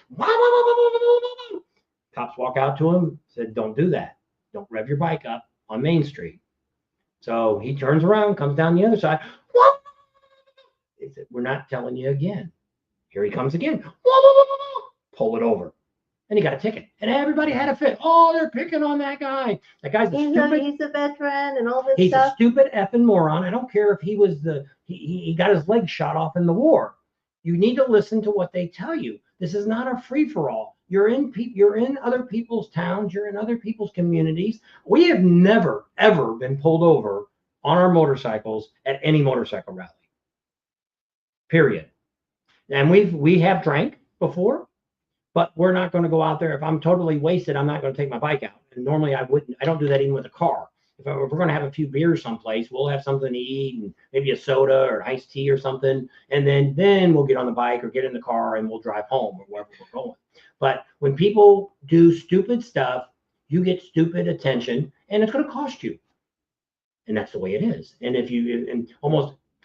yes, there could be that cop, which is bad about Sturgis, is coming out of Sturgis, going to the Buffalo Chip or the Full Throttle. You've got the city, the county, and the state are all out there. So you got to be exceptional on your cue. It's 35 miles an hour. People go, "Oh, the speed limit's normally 45, 50. Are you even there when it's 45 or 50? We are. We ride up and down that road at 45, 50 miles an hour. So does the local people. But you don't hear too many of the local people complaining that they're getting pulled over because they know speed limit closes at 35. Just follow the rules. And they got flashing lights. It says reduce speed ahead. I mean, sometimes it flashes your speed up too. So they're warning you, hey, your speedometer, maybe it's wrong. Maybe you don't have, maybe it's like the veteran bike didn't have a speedometer. So like in that case, I followed her. Yeah. Because I have no idea how fast I'm going. I have no idea. That's why I get a new speedometer. Yep. Gotta get that done. Ready for them to hurry up and finish the 385. Yes, it may not even be done next year. I think it's got another 3 years to go before it gets completely done because you're actually going through 2 different counties that road goes through. So we'll see. We'll see what the difference is from last year to this year. We'll see where they got at. Because it was last year, it was right at the lake there where we go down and get the chicken dinner. From there on out, it was rock. But up to it, it wasn't. Now there, I think they're getting closer, which they've done parts, like up there by Roachtown Road. I think some of that road had already been done several years ago. And we were I think one of the first years we were first doing this, part of that was closed up. And so, yes, but I mean, what's bad about South Dakota is there's only limited time that they can work on the road. It's not like you're in California or you're in Arizona here. They can do it year round, or Las Vegas. Here, they just had snow a couple weeks ago in Deadwood. One day it was 95 degrees. Next day it was 35 degrees. So welcome to South Dakota. And that's just like with the rally. When people say, what should I bring? A little bit of everything. Definitely bring rain gear.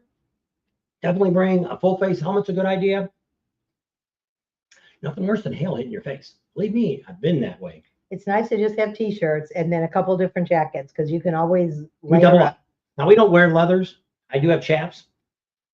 I wish I would have took them to Daytona and I didn't do it because it was cold.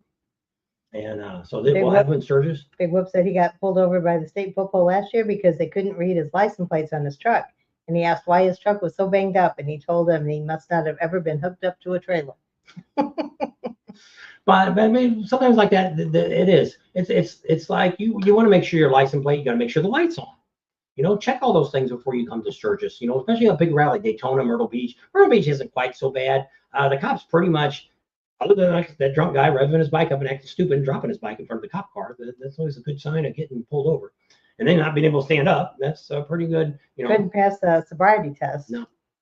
And so, yes, there's times, and then we always talk about that too. If you're drunk and you drank too much, and if your buddies are with you, they should make sure you don't get on your bike because you could kill yourself or you could kill somebody else. Just think if you lost control and went into the sidewalk and you took some people out, are you going to be able to live with yourself? I couldn't do that. And that's one of the reasons I think about, like I say, at the rallies, we really don't drink. We haven't had I don't Any think we've had a beer alcohol. at all the rally season. Any of The them. only place we probably would have been Myrtle Beach when we went to Twin Peaks, and Well, I that think might I be was cold. leaving that next day. Yes, Well, we had a I had a cold. cold, and I knew I had to get up early, and I didn't want to feel like crap. So I thought, I'm not drinking one. It's not worth it to me, even though it would have tasted good going down. But we usually get frozen drinks in Panama City. We didn't do that either because they just didn't have the flavors we wanted. So not saying that we won't have a beer in Sturgis, but like I say, so far that's the idea.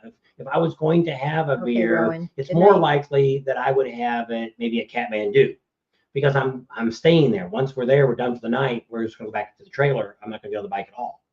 So The thumbs up button, Neil says. Art, we're only going to be home till Saturday, June 7th. So if you want to come out and visit, you're more than welcome to come out this week. But we're leaving Saturday morning. So FYI, you wouldn't know if we was going to be home before Sturgis anytime. this is it. We'll be home after Sturgis. You can come out tomorrow. Yeah. And we're here. Pack up and come on out. Right now, I don't have a whole lot to do. I'm waiting for brake parts. I won't be here till Friday. So we need to finish the trailer brakes. I can put on the other side, but pull it up tomorrow and jack it up and pull the wheel off the other side and see if either one of those two are messed up. I got them all adjusted up, but I didn't. I noticed the trailer brakes weren't working real good this last year. It didn't seem like it was stopping as good. So mostly trailers, you have to manually adjust. They don't have automatic adjusters. So I bought automatic adjusters for that new backing plates, everything. And I put one on one side because it same thing. It fell apart. The electronic part broke. So I replaced it. The other side was still good. So I thought, I don't need the left side right now. I was planning on doing it last year because I did this in 2023. I put that one on. And I said, next year I'm going to buy those other ones and I'm going to go ahead and replace those. And that way I'll have them all done. Well, I didn't do that. So I thought, I'm going to get on there. I got the other two adjusted up real good. The other one was having trouble adjusting. I pulled that drum off. I manually adjust that one. Then I pulled off the last one and I'm like, holy crap, I couldn't get the adjuster bar back on it. So I pulled the new plate out and I'm like, there's a ring there that's worn off. No wonder that brake wasn't working at all because the mechanism wasn't there anymore. It was just bouncing around with brake shoes. So got those parts coming and they're supposed to be here on the 4th.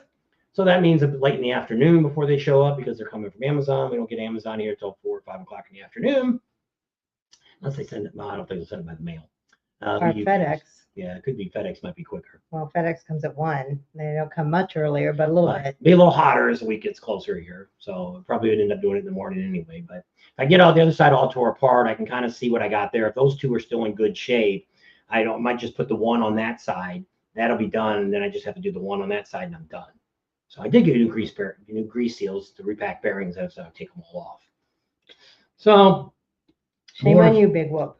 What do you do now? He said that cop was really cool that pulled him over.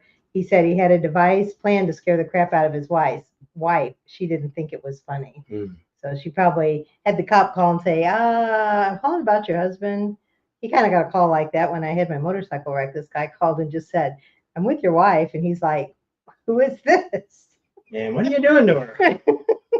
I'm watching her lay on the side of the road on the highway. So yeah, so it's all exciting. So we'll have a lot of great coverage, and every day we'll have a new video out talking about different things that we're checking out, exploring, and things like that. One of the other things we're going to do more for you for next year is we're going to go around and we're going to rate the campgrounds in the area. Some of them we've stayed at a lot. We've stayed at a lot of the campgrounds in the area. So we're going to go through them and tell you what we like, what we don't like, what amenities they have, what amenities they don't have. And then that way next year, maybe you haven't gone to a place, you want to check something else out. You might say, well, wait, what about this place? What about that place? So that at Sims, whoever was asking about next year, if you're looking for like a cabin with a bathroom, call Kickstarts. It's a gas station that's used to be where the Beaver 34. Bar. Used to be the Beaver Bar. Right next to the Thunderdome now. Used to be Beaver Bar. I don't know if he's ever been out there before or not. They have cabins with bathrooms and showers. But if you call after this rally, I'm sure you'll find a place. Next year, hopefully, won't be as expensive because it's not the 85th. It'll be the 86th. And you'll be able to find a cabin at a pretty good rate. So we'll just have to see. And the best thing to do is start calling right away. Some places don't book until January. They want to have a cooling off period. This year, because of this is the 85th, like Kathmandu, they were already pretty much sold out before the rally was yeah. over for the 80. Pretty much everybody just said, hey, we're coming back next year. We're coming back next year. We're coming back next year. So some things happen, like Rowan, he had a cabin rented, and so now he doesn't. So that one came back up, but if they already had people on the waiting list, so that already went. Yeah. So, there's still campgrounds. If you got a trailer, Pappy Hoyle still has some full hookups. You can go out to, what's the one out there? I always keep forgetting their name all the time. Shade Valley. Shade Valley, they've always got hookups. They're a little farther out. They're about 6-7 miles from the other was side. looking for, I think, a cabin. If you're looking for a bathroom, probably not. You could check the Full Throttle. I don't know if the Full Throttle, somebody had said before they had bathrooms in a couple of their units. Well, somebody said they even have TVs in their in their cabin. But I mean, they're $3,500 Yeah. for the rally, but I think it has a bathroom and a TV, where most cabins you got a bed, a microwave, and a coffee pot, and that's about it. Yeah, maybe a refrigerator if you're lucky. And it's a shed, not a cabin. Yeah. That's what my daughter told us the first time we went. I said, look, I took a picture and I sent it to him, and I said, look, we got it to our cabin. And she's like, Mom, not a cabin. That's a shed. With a door on it in the window. Pretty much. And it had an air conditioner, but no heater. That was the year it got down to like 35. And I made sure it had an air conditioner. I kept telling him, call again, make sure it's got an air conditioner. Didn't ask if it had a heater. Didn't have a heater. We about froze to death that first night or two. Covered Wagons Campground in Piedmont has cabins with bathrooms and showers in them. There you go. Always travel with a bucket in your camper.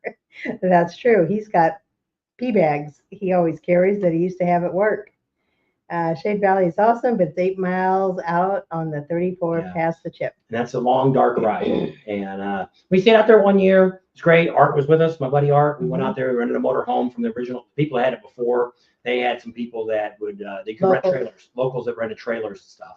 And so we had the whole thing. I think it was only like $2,000 or something for the whole rally. You stayed in the trailer and everything. Like I say, this is a long time ago. Probably 15 years ago or more. It was probably 2014. No. Was that when I took my own bike? Yeah, it was. Is that when we stayed out there? I had my own bike, 2014. When I... Yeah, I guess Art came that year. Yeah. Did Art only come out once? No, he came. Art came out 2 or 3 times with us. He just did a Kathmandu too, didn't he? Didn't he get a cabin to Kathmandu? No, but he stayed with us at Doug's. Oh, yeah. I don't know. So, yeah. You forget a lot. Yeah. Don't get old. They all start mixing in together. Rallies and stuff. Sturgis is just different because there's, just like us, we're going to be out there for a full 8 weeks, and we're still never going to see everything to do. There just isn't enough time. Bad news is a lot of things are happening at the same time. So you got to pick and choose and say, hey, I want to do this, I want to do that. And that's one of the reasons we try to do, why we're so successful during Sturgis is because of that. You can sit down and watch the videos before you come. That's why we start so early. Most people aren't getting there till probably the 1st or January 31st or whatever it is. And you can watch the video and you can kind of say, okay, I want to go here. After watching them, I want to do this ride. I want to do that. And, everybody always talks about Spearfish. Spearfish is a cool ride, but it is so freaking busy. It's not fun to ride. Somebody just did a video the other day, and it's like they only hit one waterfall. If you're going to do it, you need to go see the other 2. You're wasting your time of getting on the road. But before the rally, we actually had been down the road one time. There was no traffic. There was nobody in front of me.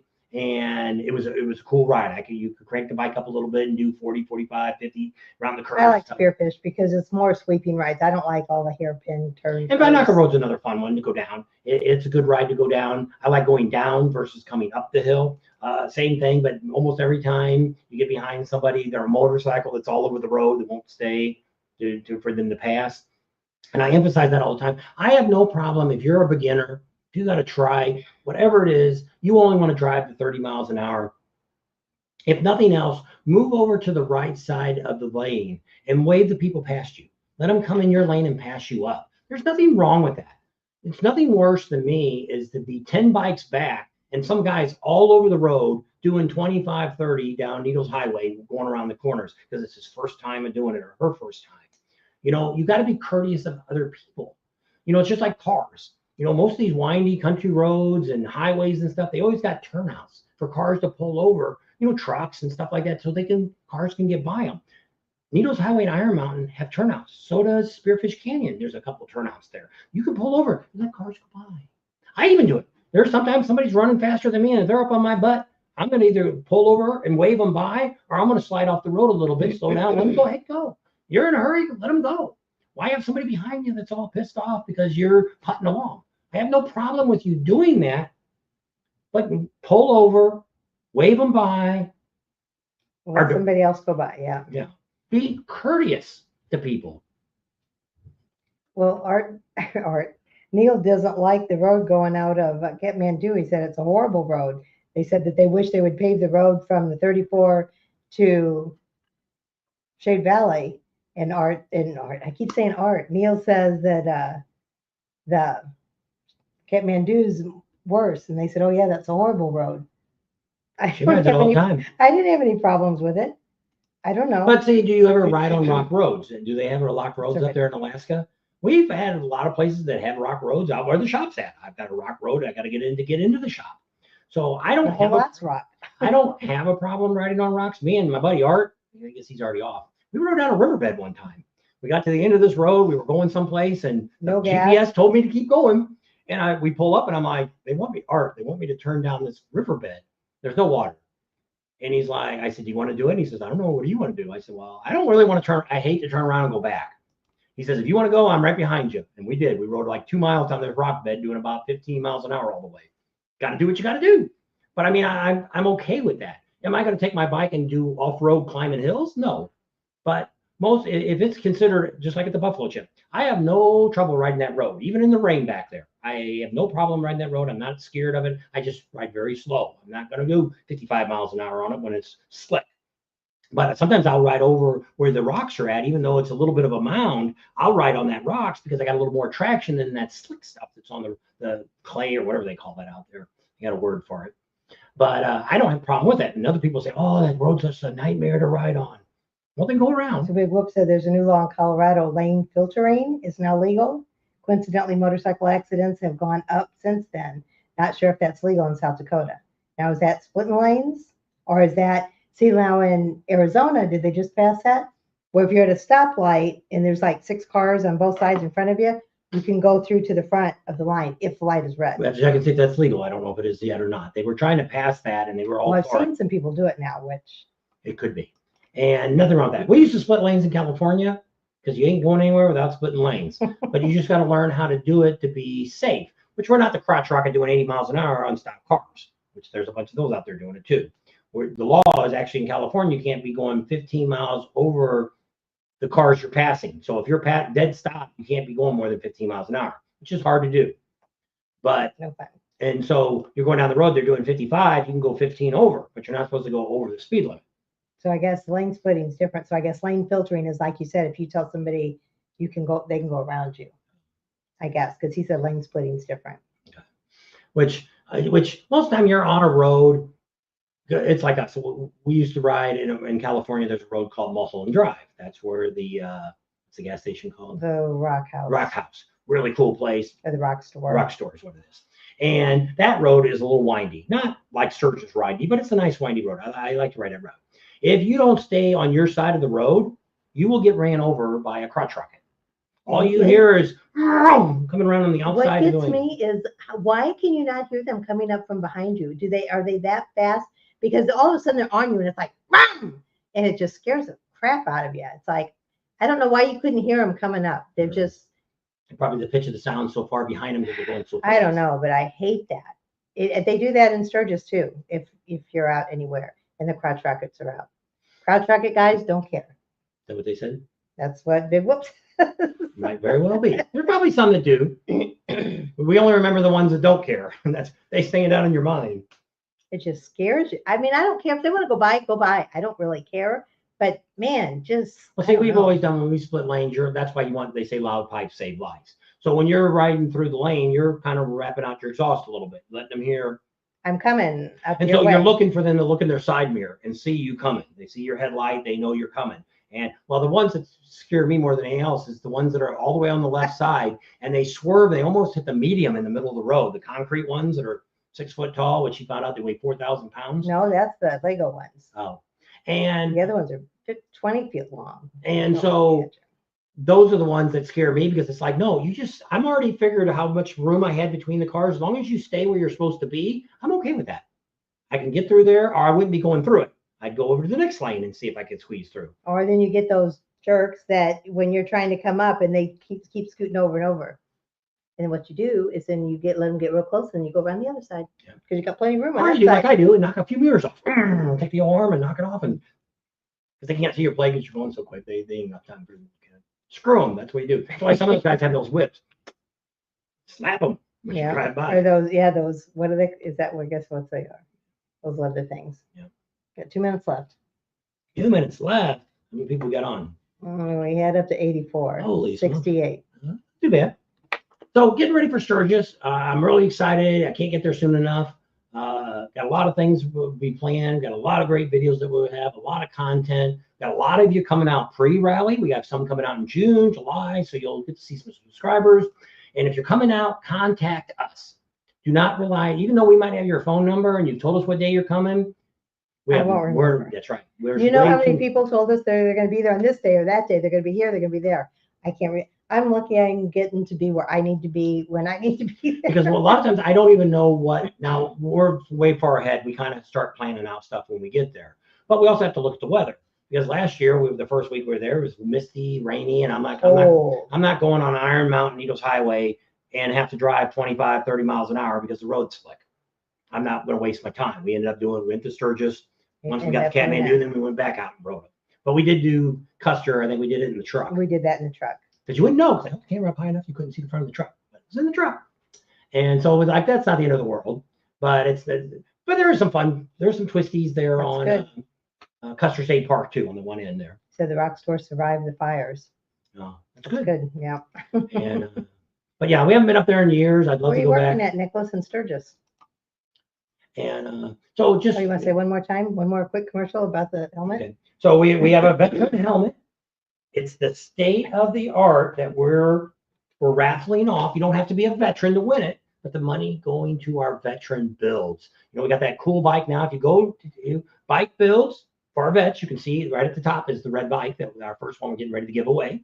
And we'll talk about that a little later as we get closer. We'll talk a little bit about it. We're going to talk about this helmet probably all during Sturgis. Probably, unless we get $2,000 or $3,000. It's a $2,000 helmet. You can win it with $25 down. That's all it costs to. $25 for a raffle ticket or donation to the bike builds for vets. And so that gets you a raffle ticket. And what's cool about this helmet is everything. This thing is space age. You can see your maps on the inside of the screen. You can see cars coming around you. You got cameras front and back. It's lit up in the back. It's carbon fiber, so it's super light. Pretty much indestructible. You probably have an accident with this thing, you're really going to have to worry about too much. It's got crash detection. It'll call 911 if you happen to fall off your bike and you get knocked out. It'll call 911 for you. It's got Apple Play. It's got Android Play in it. So that's all built into it. It's got Bluetooth. You can talk to all your friends. It's got a speaker system set up on it to where you can zoom in. Like if somebody's got headphones for Harley Davidson, you can go into them and listen to them and talk to them through that too. So it's really, really, it's a super cool helmet. I'm probably going to get one. I don't know if I'll spend the $2,000 to get one like this. Maybe they'll give me a special deal. But I mean, their helmets start at $399 for a basic one and goes up depending on all the accessories. You just got to go to Intelligent Cranium Helmets. And I think I put it on. If you watch the video from Saturday, we show you a whole breakdown and talk about it, show you a bunch of pictures, show you all the cool stuff about it. And so we're going to be giving this away probably not till after Sturgis is over, unless we get a bunch of money that comes through. If we sell 200 tickets, that'll be it. Yeah. So we need 200 tickets. So get that video and send it out to all your friends that could use a new helmet. Yeah. It'd be great for crotch rocket people. Yeah. Anybody that, especially if you're riding in the city and stuff, I think it'd be a great helmet. But I mean, I'm going to put on probably our Facebook page. I'll put some of you can go to their website. You can see some of the comments. But some of these people are writing long thing, telling you, man, I can't believe how cool it was. I couldn't believe this. And there's a learning curve. If you're a younger guy or younger girl, you're more computer savvy, you probably do a lot better. But I haven't even said. For us old fogies. He hasn't read it all. But it comes with its own lock. It's also got a detector in it that if someone steals it, you can track it. So they got a quick start guide. I haven't read it yet. It's something I'm going to do here in the next few days probably, and show you all about how it all works and tips and Wi-Fi connectivity. Here's Bluetooth pairing, how the controls work, all the cool stuff. So it's all right there in this little real cool manual. But they call it, just use their initials. It's IC/R, Smart Motorcycle Helmets. But I mean, actually it was Salty Badger. Was it Salty Badger? I think so. He's the one that told us to go see him at the AIM. Was it the AIM or Yeah. SEMA? AIM. And he had talked to him. And he says, you need to go see these Well, he people. ended up doing a video conference call. So he wasn't there. He had seen it and said, hey, they're going to be there. Well, you guys need to go check this guy out and see what he's got. And I'm like, man, this is the coolest helmets in the world. Especially it's got the tinting shield too. You know, if you're one of them people riding around where you got like a progressive one. So like Rider X, he's got a really nice helmet, but he's got 2 lenses. So if we go out during the day and we go back at night, he's got to switch out the visor shield. And it takes a few minutes. I thought I hit dismiss. And so he has to change that. With this one, you don't. It's progressive. So when it's light out, it's clear. When it gets dark, when it's light out, it's dark. When it gets dark outside, it turns light. There you go. It's what you need. Yeah. Clear visor at night, so you can drive it at night. Sun protection during the day, so you don't burn your retinas out. There you go. So Nicholas says he's working right across the street from the sexy biker chick. There's John. Are you at the tattoo place? That's what I asked him. As I said, tattoo. Does it have air conditioning? I wouldn't doubt it. It has cooling vents. It does. One person put a comment down that the cooling vents work great in the rain. It didn't get any wetness inside the helmet. There you go. That wasn't on my list of things, but that was in one of the comments. Yeah. Thanks. I have to stop by and see you. So what's right across the street? Well, tattoo place is across the street. That's what I was thinking. Do you work with Spider? It should be. I know. You would think with all that stuff, it would have. I wouldn't be surprised if they don't put that in. The battery would wear down. You got to charge it up. There's a charging cable and stuff. For you got to charge it up to get everything to work. And but we can call him and ask him any questions and stuff. I've kind of got most of the stuff off their website that I've talked about. And I was going to charge it up and hook it all up, and I decided I didn't want to do that because it's got the step protection and all that kind of stuff. I don't know if I already link everything to my phone, that it'll be a big mess trying to clear it and put it to another phone. So I'm not going to do anything to it. We may charge it up before we ship it, so that way if somebody gets it, they can use it right away, play with it, and get it all started up. So we want to say happy anniversary to Bob and Dee. It's their 45th wedding anniversary on Friday, June 6th. So you're just a year behind us. We'll be 46 this year. Years is 46. There it's always one more extra year because we got married in it's 2 79. Years. 79. It's 1 year. Yeah, so it's 1 year different. So I think you'll be 46 this year.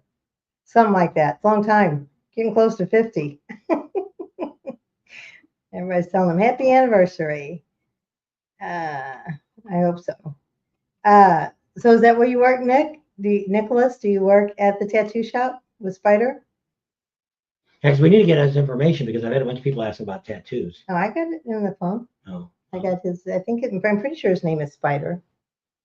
He's the one that can do the tattoos for the city. Yeah. The city logos. Well, what's his name? Jeffrey Pope wants to get that tattoo. I was going to send him to them. Yeah. And then I had a couple other people ask about tattoo, and I couldn't remember whether I didn't know we even had that guy's phone. So David, if you want to win that helmet, all you need is a $25 entry. And if you give $100, you get 5 entries to win that helmet. So $100 to win a $2,000 helmet, not a bad deal. Or even 25 is for a chance. You only need 1 ticket to win, right? That's right. But everybody says with the lottery. But yeah, check it out. Go online. Go to their website, Intelligent Cranium Helmets, and they've got all kinds of cool videos. You can see the inside the guy's visor, and you can see from behind you, what's coming up on either side of you. It's really cool helmet. So no, that's not where it works. Okay. I've been divorced almost that long. Thanks. Bob and Dee says. Hit the thumbs up button and ring the bell. So you ready to say goodnight? No, I'm doing my calculations here.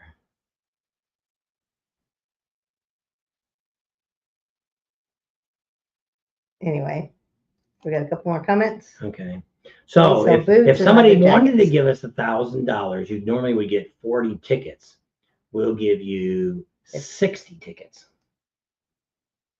Maybe I'd even give more than that. Maybe I'd double it. If it was 1,000, I'd give you 80 tickets to it for $1,000. 80 raffles. Yeah, 80 chances to win the helmet. Yeah, if you gave $1,000. So there you go. Give a deal to That'd somebody. be a half off price if you want it. Yeah.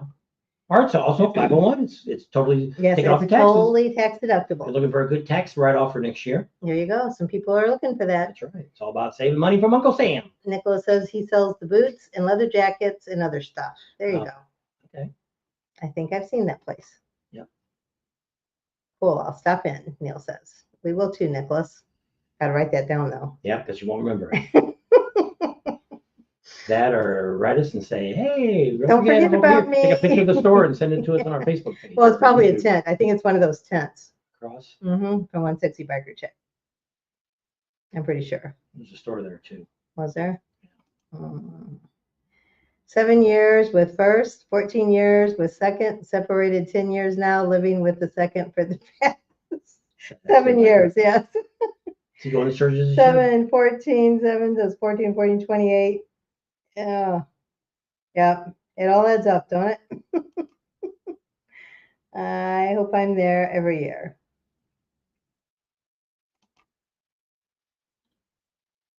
No, in a store. It's in a store. Okay. So you're right. It's a store. It's not a. Rick come on the night? Did who? Rick, and that his name from Vegas? No, I didn't see him. He might have been on and didn't say anything, but I didn't see him, see his name pop up. Stephen was on there for a minute. So. All right, let's wrap her up. This might be our last live. It's definitely going to be our last live before we get to Sturgis. Because I don't know if next Sunday, depending on where we're at on the road, we're probably going to be in Casper probably. And not much reception there. Yeah, if there's no reception, there won't be anything. But you'll see, you won't have much of a notice. Because we won't know till we stop if we're going to have anything. But it'll probably be, well, it might be about the right time. It'd be 5 o'clock probably there. Which would be the right time for it to come out and be in mountain time. So it might work out right. But no guarantee if it'll be alive next Sunday or not. This may be our last one till after we get into Sturgis. Oh, or Rapid City, that area. Won't be there till Monday. Stephen says he'll just buy the helmet. There you go. You can send the full amount. And you can win it right there. You can just buy all the tickets. I wonder technology would be when I turn 70. It'll probably be something that's great. We should have done that, but it's too late now. What? We could have had a buy it now. Yeah. You could have bought the $2,000 and you get the helmet. Yeah, but then you'd only get $2,000. I'm thinking if we sell 200 tickets for $25 a piece, we'll have $5,000. That's what my goal is. So we can buy at least 2 bikes at Mecum Auction. We might be able to buy more, but I know that should at least get us 2 bikes.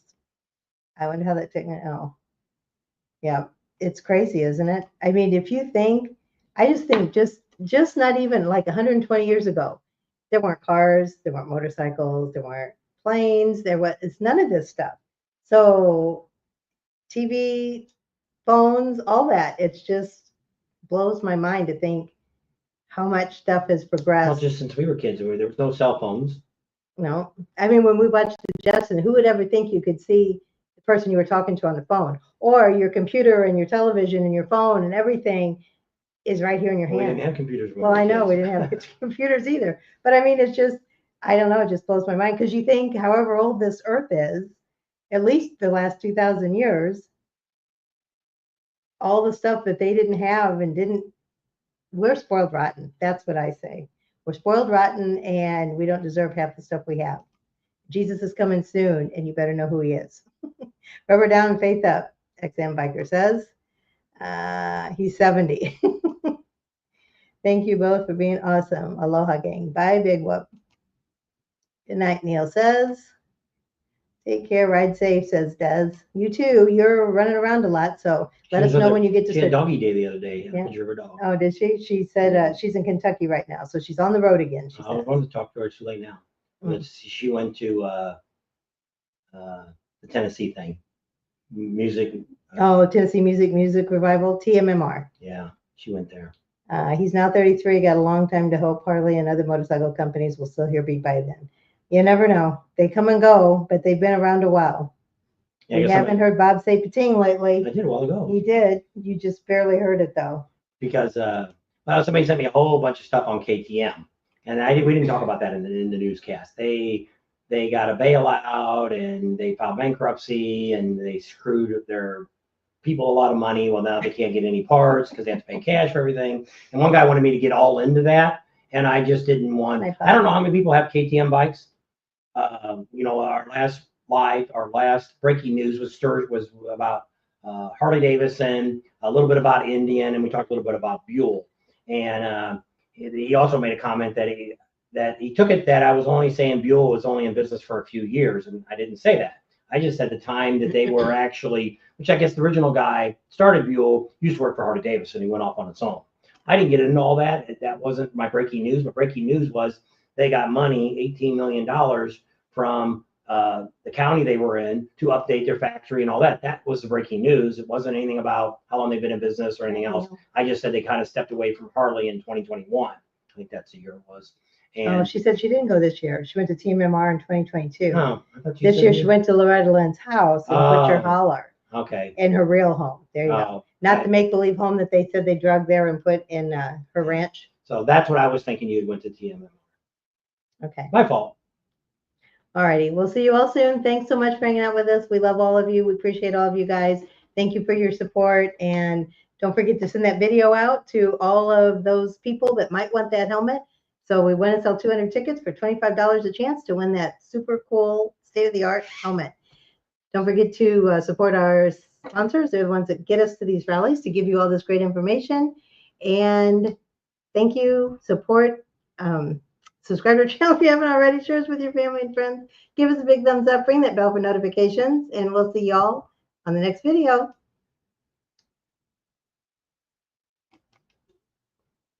Bye, Two Wheel and Tom. Say pating one more time. Pating to the nation. We'll hey, give you all Karen right showed here. up. Last minute, Karen showed up. All righty. See y'all soon. Bye-bye. Safe travels if you're coming out to Sturgis.